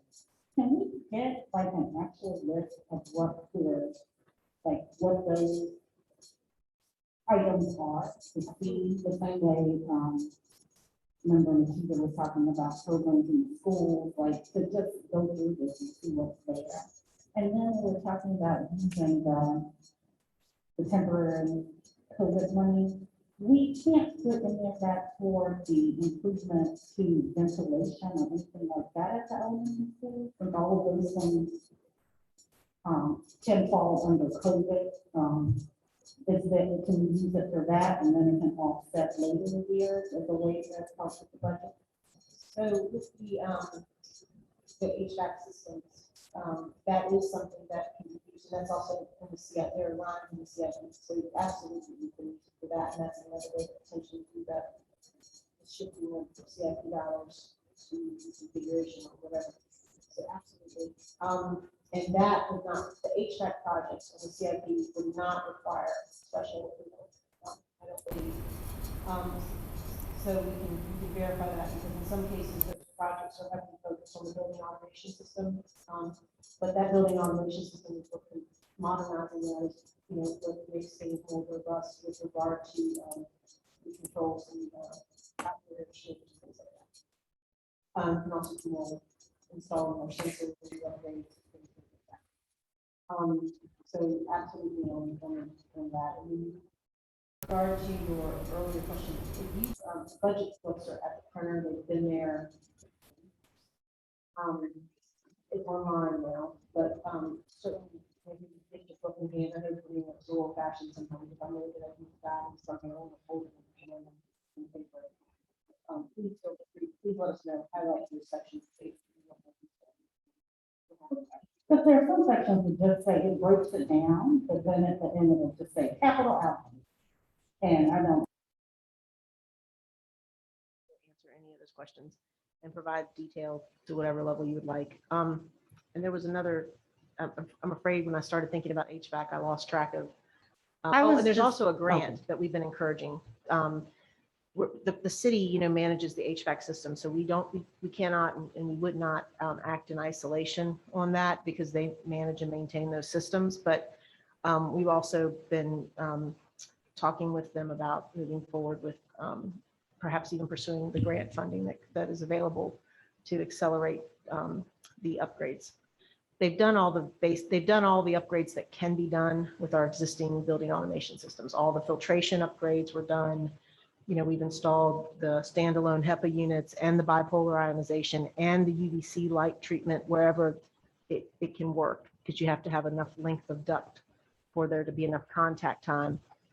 So all of that's been done, but there is a next round, which would actually upgrade and replace building automation systems and replace some of the unit conditioning systems. And we would need to double check and make sure they qualify, because in some ways they might not be regarded as strictly ventilation, but I think they would be approved. Okay, so I'm hoping that we can offset it through that ventilation. And then also, I know it's a long shot too, but we're always talking about there's classrooms with no windows or or they can't open the window. It seems like that should fall under COVID money as well, because we're trying to increase the air circulation. So if we could pay for those things, that would offset what the city would be giving us. That would help with the cost.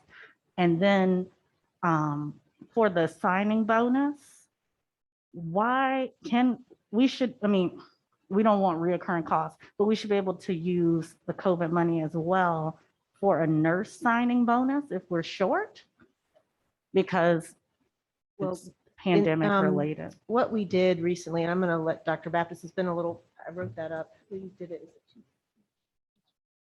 Yeah, we should get this on the record, 5,000. I want to make sure I get it right. So we're doing a $5,000 stipend for our nurses for their additional duties in COVID. So that's what we need to get out there. There's a $5,000 stipend that's coming out. I believe it's actually, it'll be on their October agenda. Yeah. And so it's going to be paid in 2 parts. Yeah, sorry. It's coming. You're going to be seeing this for approval. And it's $5,000. So it's I think it's in 2 parts because we're staggering it through the year. So we've actually done better than $2,500 for our nurses, and it's going to be coming through to you on your next personnel agenda. And it's because of the additional duties and administrative work that they're having to do with COVID. And is that CARES money or is that? Yes, at this point, it can be CARES money, and so we have it earmarked as a potential COVID expense. Yes. And it may just be wording, but we chose to do it as a stipend because that sort of talks more about their work than just a bonus of signing on. So it's an appreciation of the work that they're currently doing. It also sends the clear message to the existing staff. Yes. And, oh yes, that's good. And it's prorated. So if they join us later, if they join us, as long as they're on board by September, they get the full amount. After that, if we were to have any turnover, it would still apply. It's just prorated. Okay. And so that'll be in the announcements for the jobs, the $5,000 or the stipend will be listed in job announcements after it's approved. It should be. That's all. Like when we start advertising the nurse jobs, to include the $5,000 stipend in the announcement. I think that's something that we'll continue to look at ongoing. Once we're completed with COVID, we may not feel the need to continue doing that, or we may just change the pay scale at that point to have it higher so that we can attract more. But the stipend won't be a for sure ongoing thing unless we choose to make it. We tied it, the description you'll see is it's tied specifically to additional duties while we're in these situations with COVID. We Yeah. do. I just wanted it out there in the announcement and for this cycle, so they know like this year, just to help people want to apply. And then the last question is, because we're still talking about the COVID money and what to do with the one-time use. Can we also use it to, I don't know, modernize or to, like, we need to be outside more. And that's a direct COVID cost, but we could use it to kind of, I don't know, modernize or make somewhat more permanent structures outside so that we're not renting tents or, just to make it more viable for kids to be out of the building because, kids, they try to be outside as much as they can, but if it's raining, they can't be outside. If it, anything like that. And so some more money into the outside structures we could use with the COVID money as well. Thank you. So one thing I'll say about both the windows question and the like outside structures question, those would all be projects that I know it doesn't sound like a necessarily a big deal, but adding windows to these buildings or, even building outside structures, a pavilion, maybe not such a big deal, but it all has to go through the full permitting process and everything like that. So it becomes a project for the city's facilities development team if we were, to add any of those types of projects on. And I know they have a backlog of projects right now that they're trying to push that were, pause was pressed on everything for about a year for FY20. So there's a backlog of projects they're trying to catch up. Plus with reconfiguration coming down the pike, the management for some of those projects could be, having the project management could also be something that is a limiting factor perhaps. But those things can certainly be discussed. And I know I've written it down and there's a CIP meeting next month for the schools. The school CIP committee. So, Yeah. it seems like, I don't know what they would be open to, but if we're saving money, maybe we could reprioritize, or they could, but. Well, and I think every modernization project we do going forward, you just have a totally different lens on everything you do now when you're touching a campus, because everything's, you're looking at it through a lens of what if, we need to have more outdoor instructional time and so forth. And so I think certainly it's going to continue to inform our projects going forward. And just the value of being outside in general it's got a lot of value. So. Yeah, and it addresses also when we don't have enough space, you can use those long-term and the, warmer months. So you're thinking like pavilion type things, right? Pavilion, something that we could use during COVID, but that is permanent enough so Sure. that even after COVID, it could still be used as part of like a learning area. Okay.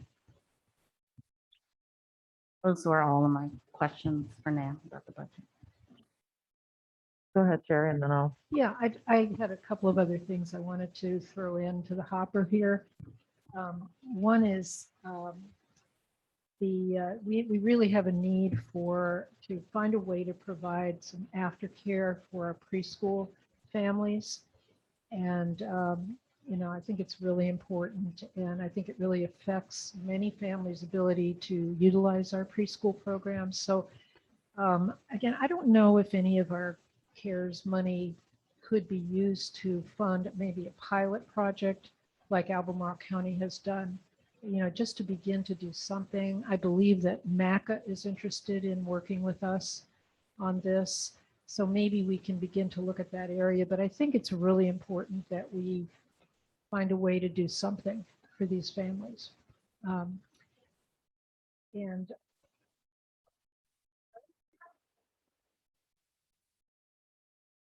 I know we're doing something by providing preschool, but many of the families, the parents work, and they're not able to actually enroll in our preschool program because they can't come and pick their kids up at 1:30. Well, it So- seems like that is a really good collaboration possibility. It is. I just want to throw the idea out there. I think it's just, something important. And then the second thing is, and Mr. Bryant mentioned social emotional supports. And, I just want to use the category of sort of mental health supports in general. I know that we have funded a lot of positions, and I want to what I'd like to see, I'd like actually to get more information about exactly how all of these positions are being utilized, and whether they're, just what that looks like. I learned in another meeting that none of these positions seem to be including providing extra support for teachers or staff stresses. And I was surprised to hear that. So, I think that's something that is really important for us to be doing, and not just funneling that out to employee assistance programs. So if we could just maybe take a look at that. I think it's really important that we have it, but I want to make sure that it is being utilized well, and that it's available, those supports are available to our staff as well. Thank you. Thank you, everybody, for your comments. And I note that I don't think anybody here as a board member or a staff member doesn't support anything that was brought forward this evening and this afternoon. But I also want to take a different approach a little bit, in the sense that although we want to continue to support all these, and a couple of us have touched on this, and with Dr. Gurley coming in, we really, and considering where we are this year and with funding, and considering we used CARES money for last year's budget, I am hoping that we are doing is preparing ourselves to look at programs, the efficiency of programs, the scopes of programs. Dr. Kraft, you mentioned the social emotional positions that have been put in place, to really have a sense of which positions were funded with money that is not reoccurring. And so we as a board need to lean into admin, to Dr. Odie and you all, and building level leaders to really evaluate the efficacy of programs, what's working, and this might be, a year where we are, as a board, are being asked to make some tougher decisions. And this is kind of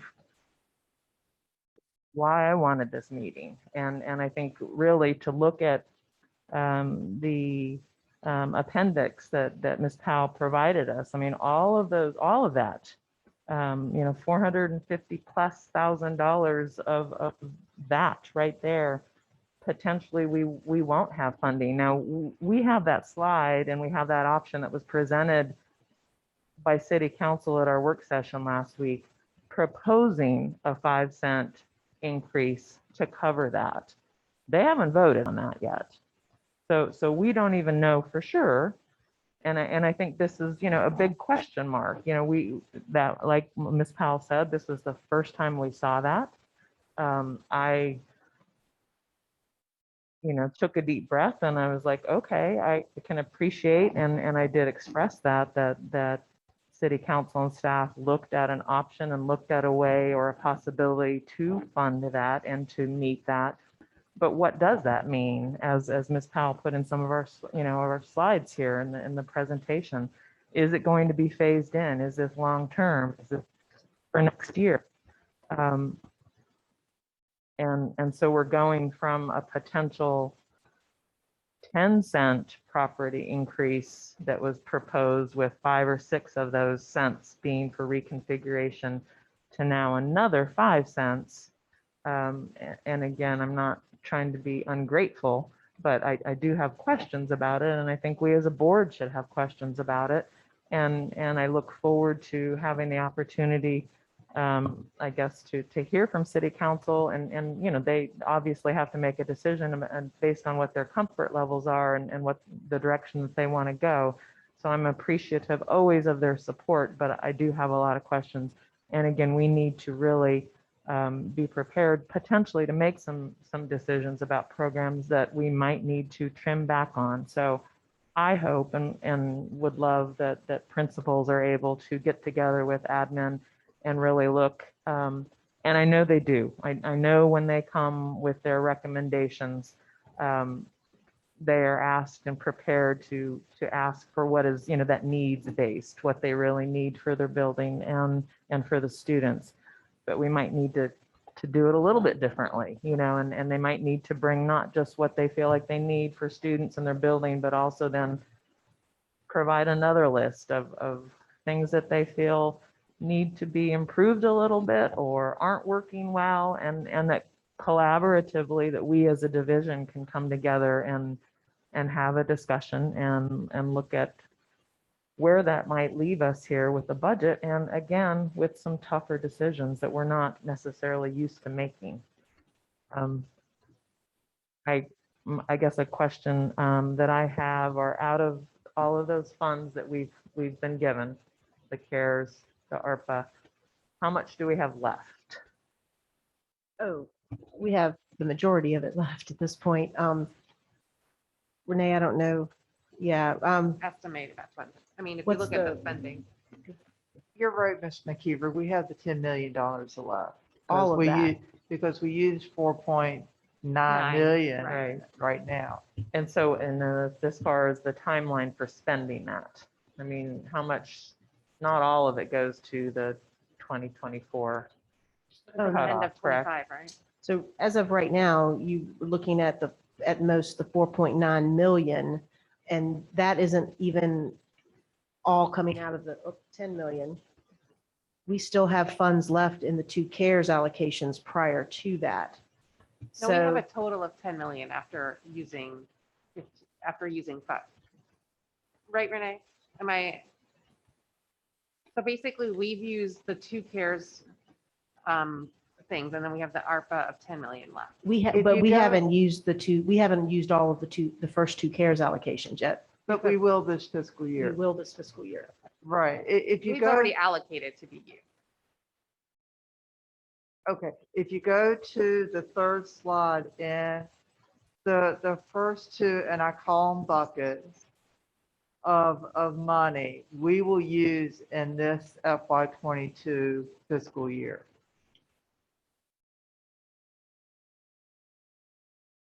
And then the last bucket, which is the 10 million, we have until September 30th of 2024 to use. Okay. To budget or to use? To use. To spend, and the challenge for fiscal year 25 is you have to have it spent by September 30th of that fiscal year. So it has to be spent early on in that last year that you're touching. So above and beyond the appendix that you provided, I mean, I know we do have and had hired some other positions with the grant money that was given for social emotional positions. So I mean, that's another potential, how many positions? I mean, these are the things that I guess we need to be looking at as FTEs and amounts and having a discussion about what are we going to do? And again, with input from you all as far as what's working and what's not working and how they're working. I mean, the scope of those projects, and I don't know how they can report back to us as far as this is really working well, and we've had this many contacts with students and or teachers and or we're using this position to go out and provide supports in the community. I don't know, but I think for me, I'd love to see how they're being utilized, where they're at again. Because I need to know that before I can sit and really make decisions on whether or not we need to make cuts and what those cuts will look like. So the social emotional positions that are being funded from the grant that you worked on, Ms. Torres, the situation we have there is not unlike situations we've had with other grants. We always have to be mindful of grant funded positions. We have to keep an eye on those. And when the grant money runs out, and I'm not talking about, the federal grants like Title 6B and Title I that are rolling. I'm talking, although we do have to monitor those as well as the funding goes up and down. But when we started iSTEM in this division, I was relatively new here when there was a big push on iSTEM. There was a big grant that brought in a bunch of positions, and we had a plan and a timetable around how we would transition those positions, because I guess it was recognized fairly early on that we were committed to iSTEM in a more permanent way. So Susan Ramsey and all of that programming, and we had a plan to transition those positions over time from the grant to recurring. And so I would imagine something similar would be done in the lines of, as the program is evaluated with those positions for this other grant, what makes sense to continue and how would that transition work over time. The other thing I would share is the board has, we have faced some other tough times in the past couple of years. And one of the tough decisions that the board made with recommendation from principals and Dr. Atkins was the elimination of elementary Spanish program. It was weighing all the options and facing tough times, and that was a decision that was made. So you've done this before. It's just we're in a different situation with a bigger amount of non-recurring money and therefore bigger pressures in the sense of reconfiguration. But these are things, it's not new territory for us entirely. It's just on a bigger scale because of the bigger dollars involved, both with regard to the one-time money that's in play right now and with regard to the reconfiguration project, which is a big need. I add one item for a priority. We were talking about the instructional assistants and having, the Spanish program. And I guess the priority after we're looking at programs that work is to keep positions that are working directly with children. And also, I feel like it's hard to fill some positions. And when positions are on the lower end of the pay scale, if they're the first positions to cut, they're always going to be hard to fill. And so I think that the instructional assistants or, all of those positions like that where, the pay scale for everyone should be higher, but there are people who are making significantly less and they do a tremendous amount of work that one of the priorities should be that we don't cut those people, because then however many years later, we're going to want people to come back. And I wouldn't come back to a job I'm always first on the cutting board.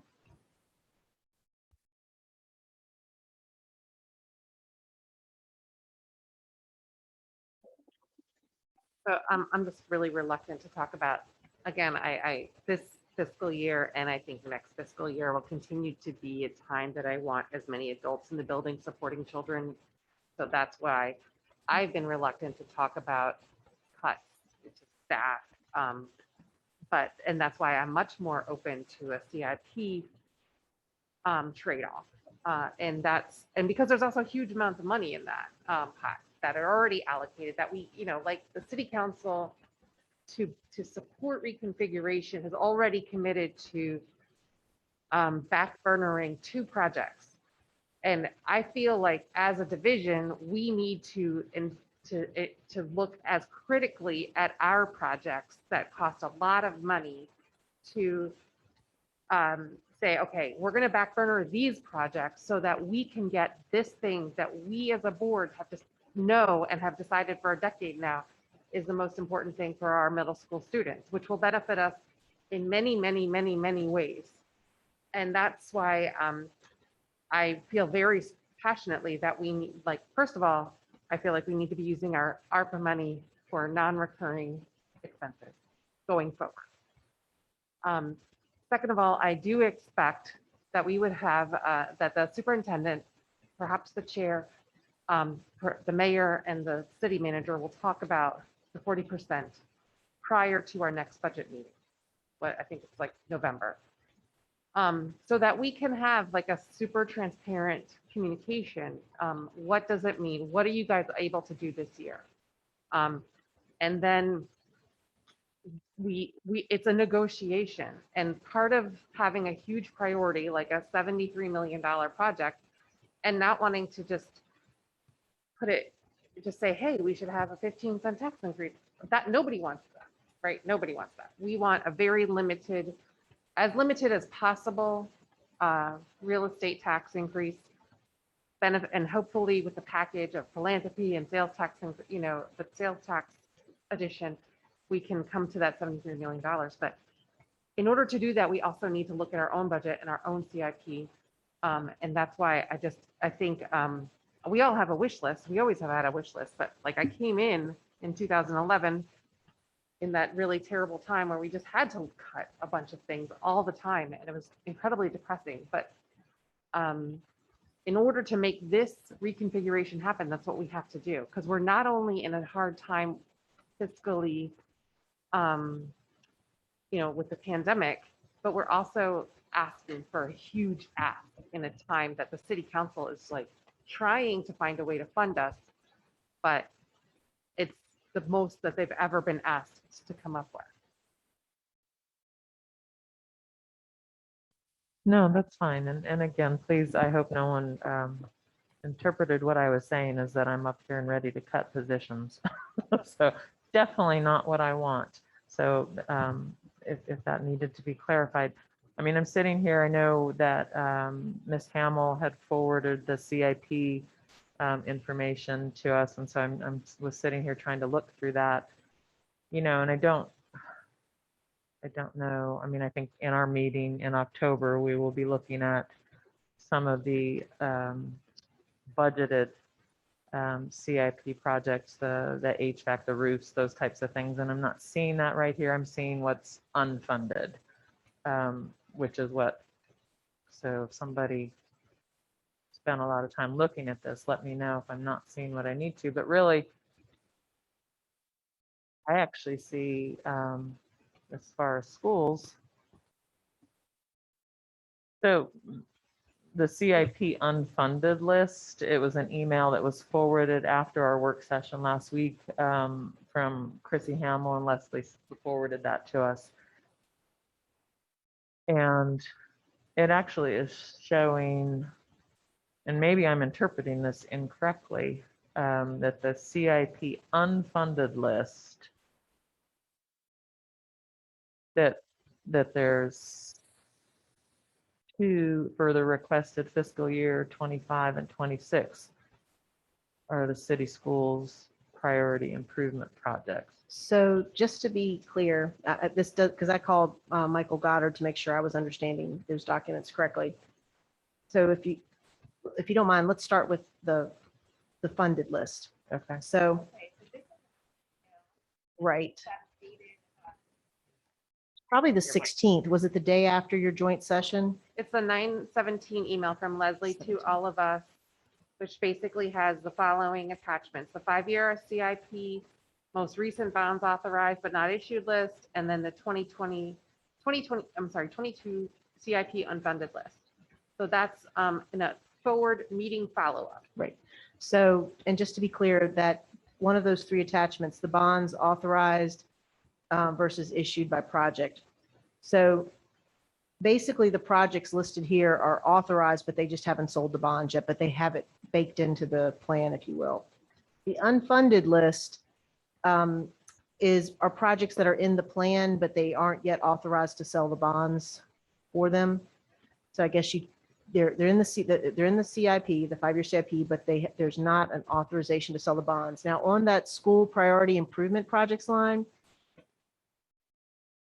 you have to remember that we're a year behind because they pressed pause on, we didn't do Burley Moran last year.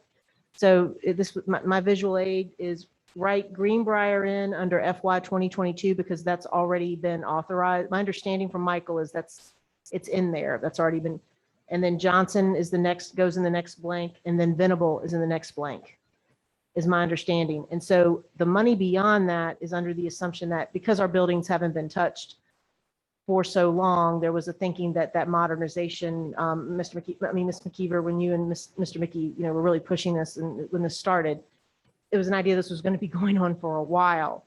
Whether it does or not but all of this is up to the board. But my understanding is that Greenbrier, Johnson, and Venable are in those blank areas because they've already been authorized for funding. Gotcha.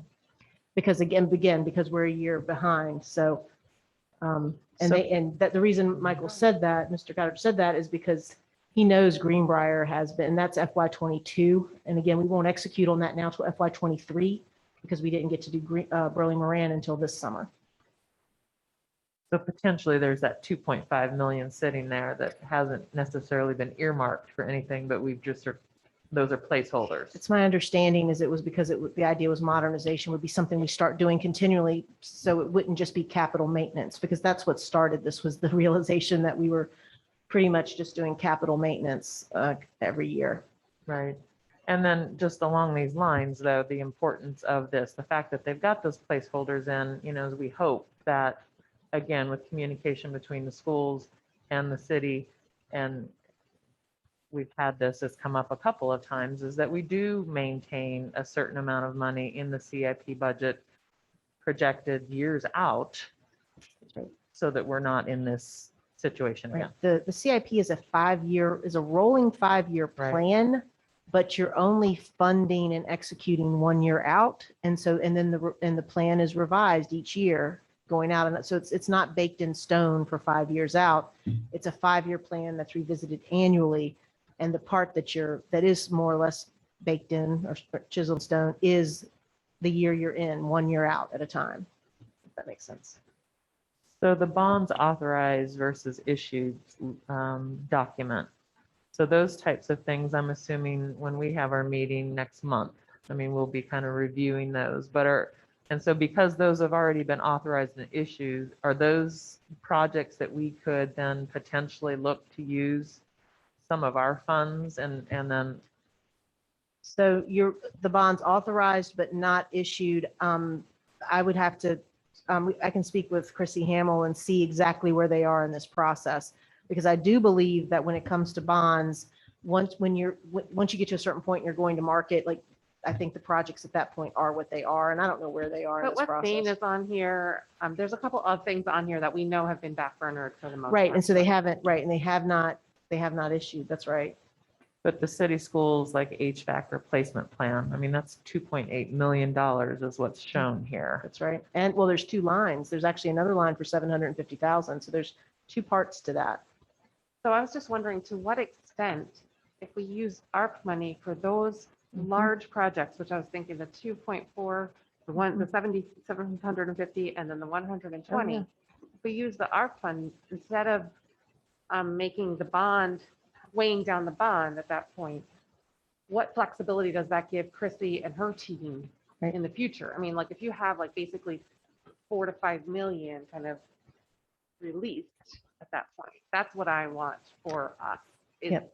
And that is what it means in my mind to prioritize reconfiguration, is saying, okay, I mean, I know that city council is working on all this. They've backburnered a couple projects. We can backburner a couple projects. And I just wonder if the board is willing to go there, because that's what me and Lisa are going to be at that meeting next month saying, if you guys don't tell us otherwise. That's what I'm going to be saying, because I know that they are really struggling to find a way. And if we can free up $4 to $5 million in using ARP money instead of bond money, that starts the good faith effort on our part.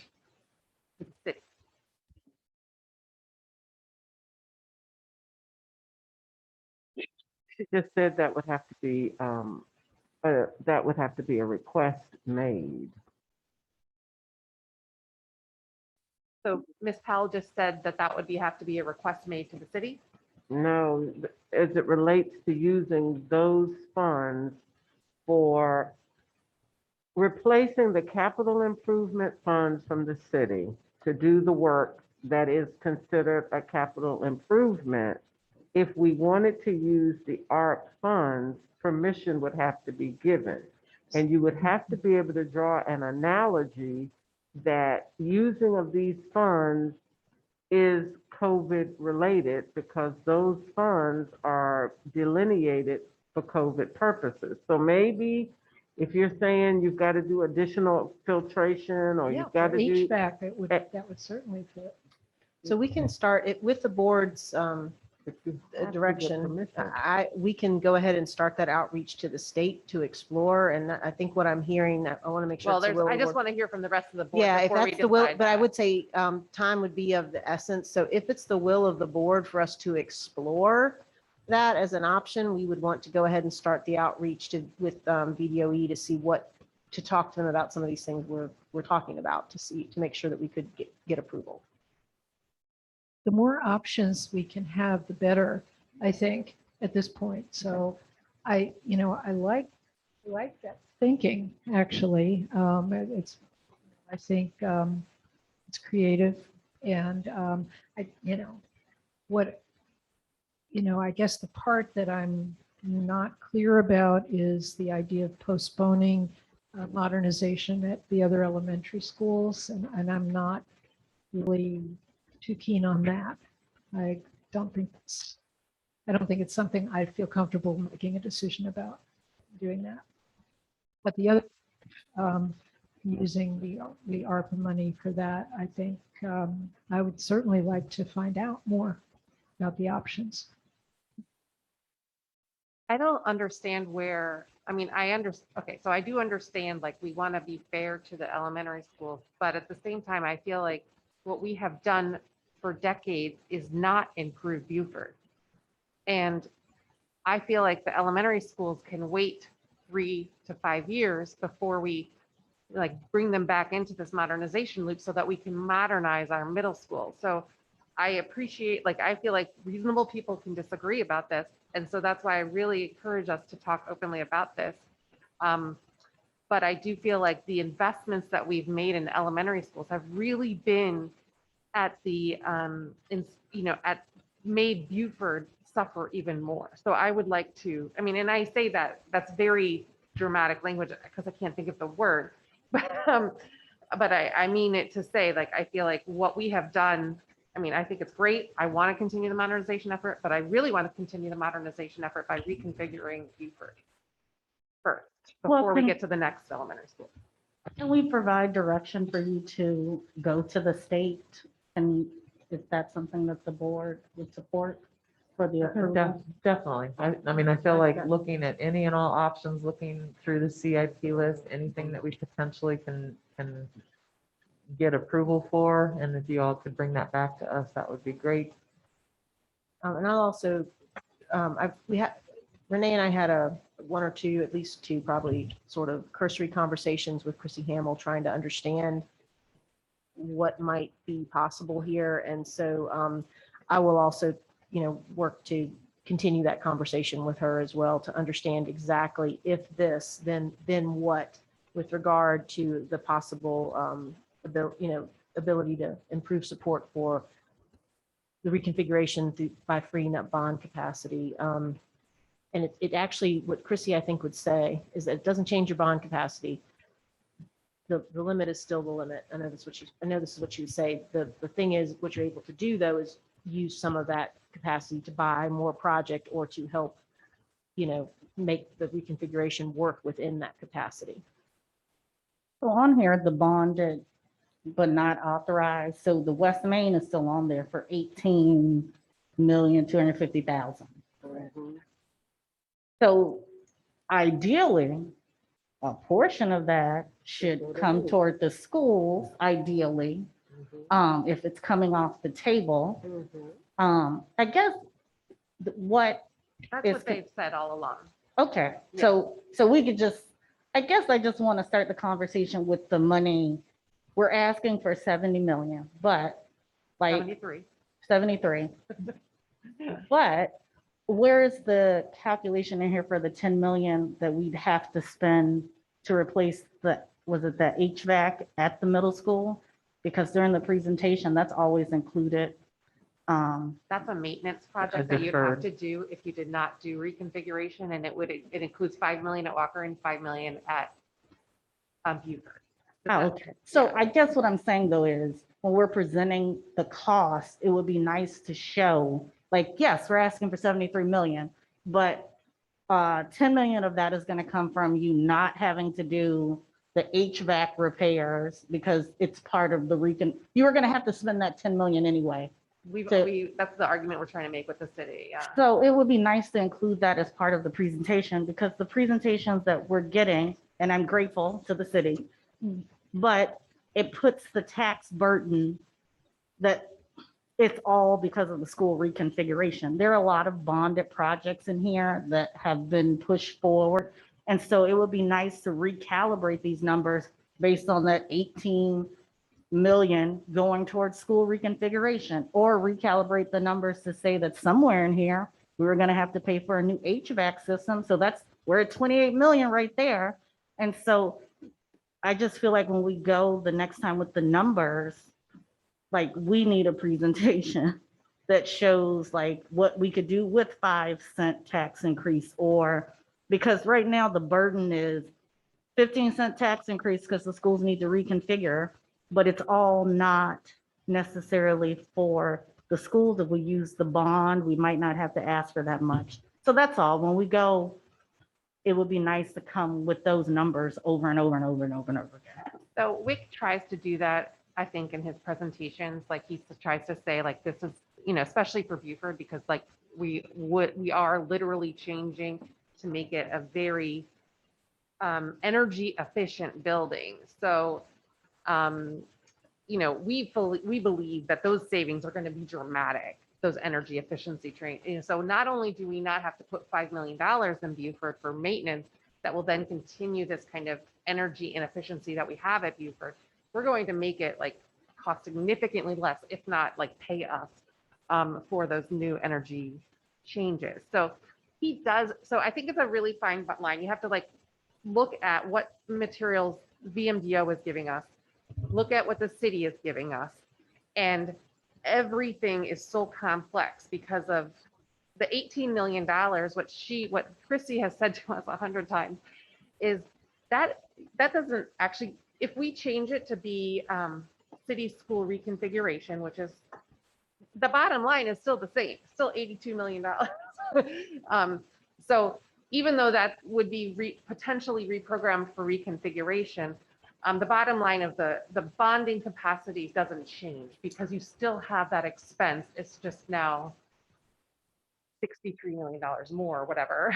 Because of but it's still less than it was in this presentation. 18 million is a big chunk out of what we're asking for.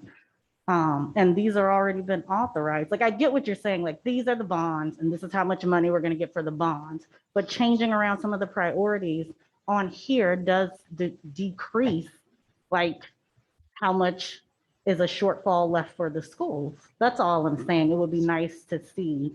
So, Madam Chair, I knew we were supposed to end at 6:30. I'm not sure if any public wants to speak. Thank you, Mr. Wade. Also, I just want to say one more thing, the VMDO and the city has routinely said in their remarks, they want, like, VMDO saying like a nickel for schools, because the city is looking at 10-cent increase, and the 6 cents of that would go towards CIP that's not school related, and 4 cents would go to the school reconfiguration. Now, that was like 3 months ago. Things have changed, but not that dramatically. So that's, I just want to be clear that, like, VMDO does present us all of this information. The city has given us all of this information. It's been part of our CBT design team meetings. And I just want to be fair to the city that they have been very clear with us. And it might not, this is an email that we got from Chrissy. It's not what part of this presentation. I don't think anyone was saying the city wasn't being fair, Jennifer. I think what people are saying is if there's a tax increase and you have identified so much money out of that tax increase for the schools, that the public and those of us that are affiliated with the schools would like to ensure that at some point that money comes to the school. So if there's a bucket that says tax increase of 15 cents and 5 cents goes into the school bucket, we want to ensure that it goes in the school bucket. Because you don't want to hear in 2025, your 5 cents never got in your bucket. I agree. And my only point, Ms. Morseberger, I think, not a point, it's just a comment to your question, is that, you know, that 18 million has already been authorized. It's just going to be shifted somewhere else. And that really is the purview of city council with how they're going to manage that. Just like that's their project. So that they freed up and they all agreed that that they're going to let that project go at this point. But they might use that 18 million to cover other projects, and we just don't know. Oh, I'm always gonna ask for it for the schools, and then they can say, no, we're not gonna give you that much. But I was asking for it for the schools. It's just that these numbers are like, if you factor in that 18 million, the tax increase does not have to be what's on these slides. And that's the only point I was trying to make. No, and I think that's a great question. And that would be a question to city council and staff for them, you know, and I think they are working those numbers. And again, this was a new presentation with the extra 5 cents on there. And I'm grateful that they're factoring that in and looking at that. And I hope that we have an opportunity, you know, cycling back to one of your slides, Kim, to continue, you know, the communication potentially to even, and I can do this, you know, a meeting with them soon, or whether it's 2x2s or, you know, when Dr. Gurley gets here, to have some of these conversations sooner rather than later.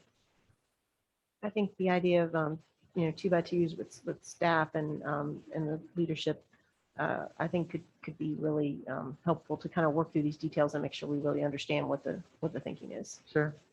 All right.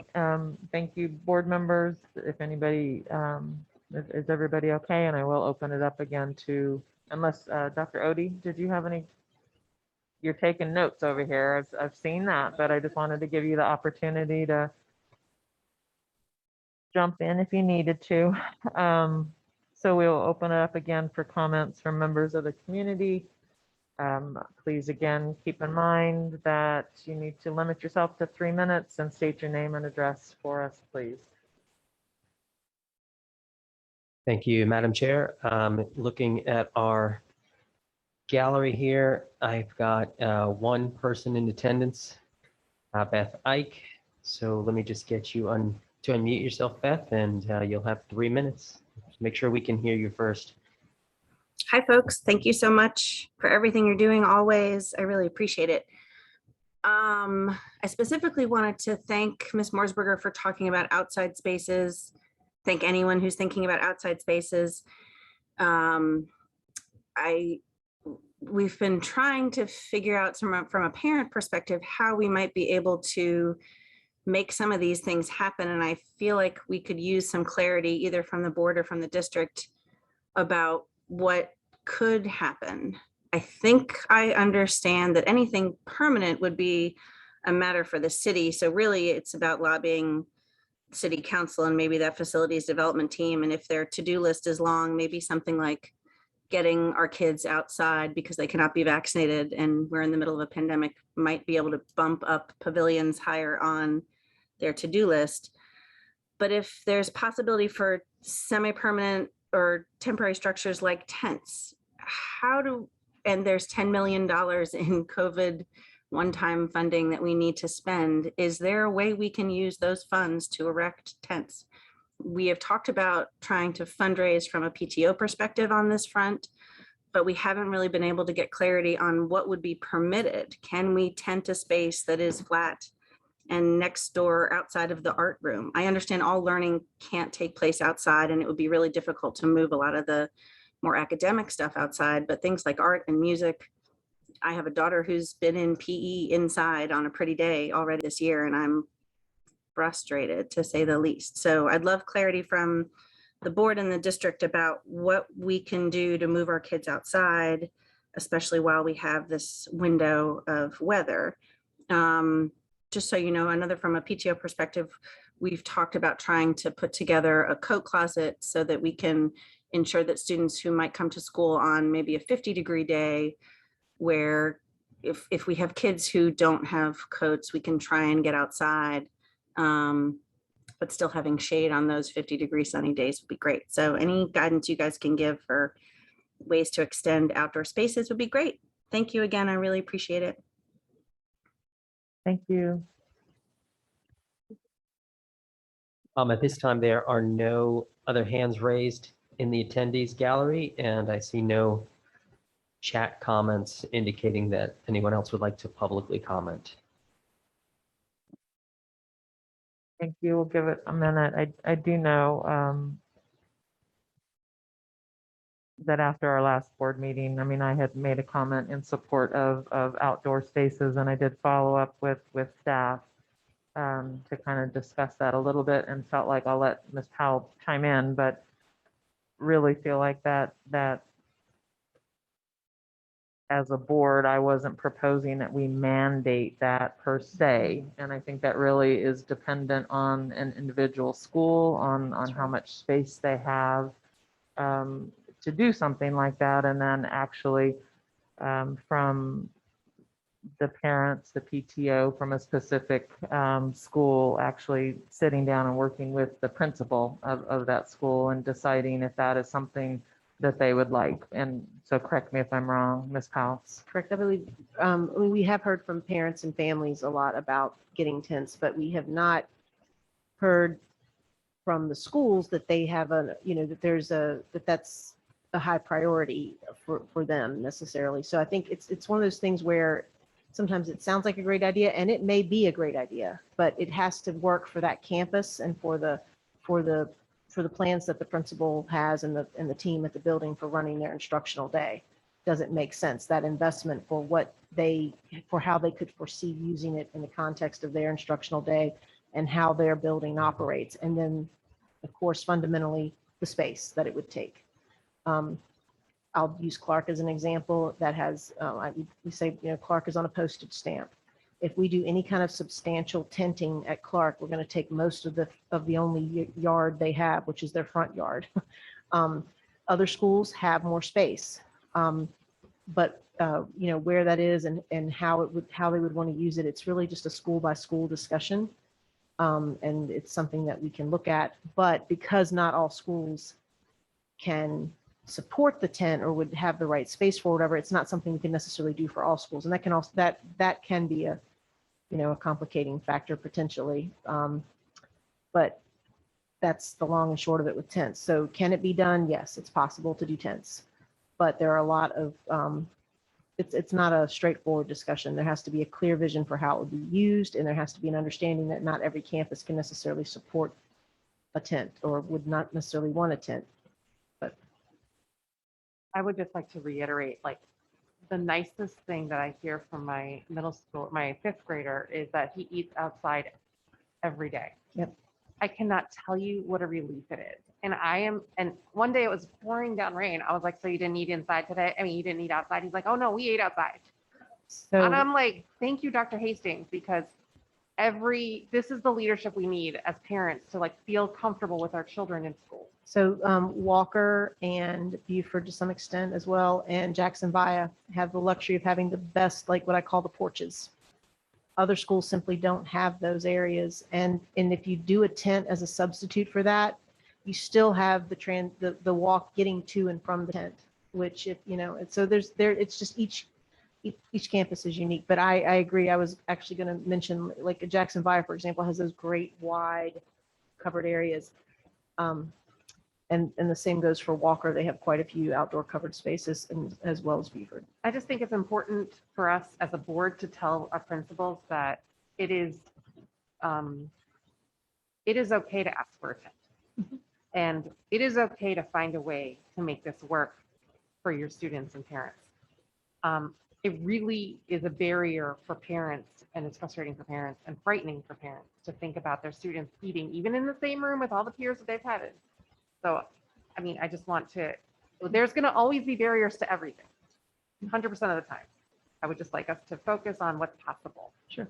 Tents are possible. And if the board is okay with maybe not every school having the tent option and letting it be like a building decision, then I think that we can entertain the tent request through the CARES funds. That's certainly possible. Can we reach out to the schools to see who would be interested? I can reach out to the schools to see who would be interested. And then we will have to verify that there's no permitting issue. We'll have to work through even though it's a temporary structure, we do have to work with the city for like a large tent.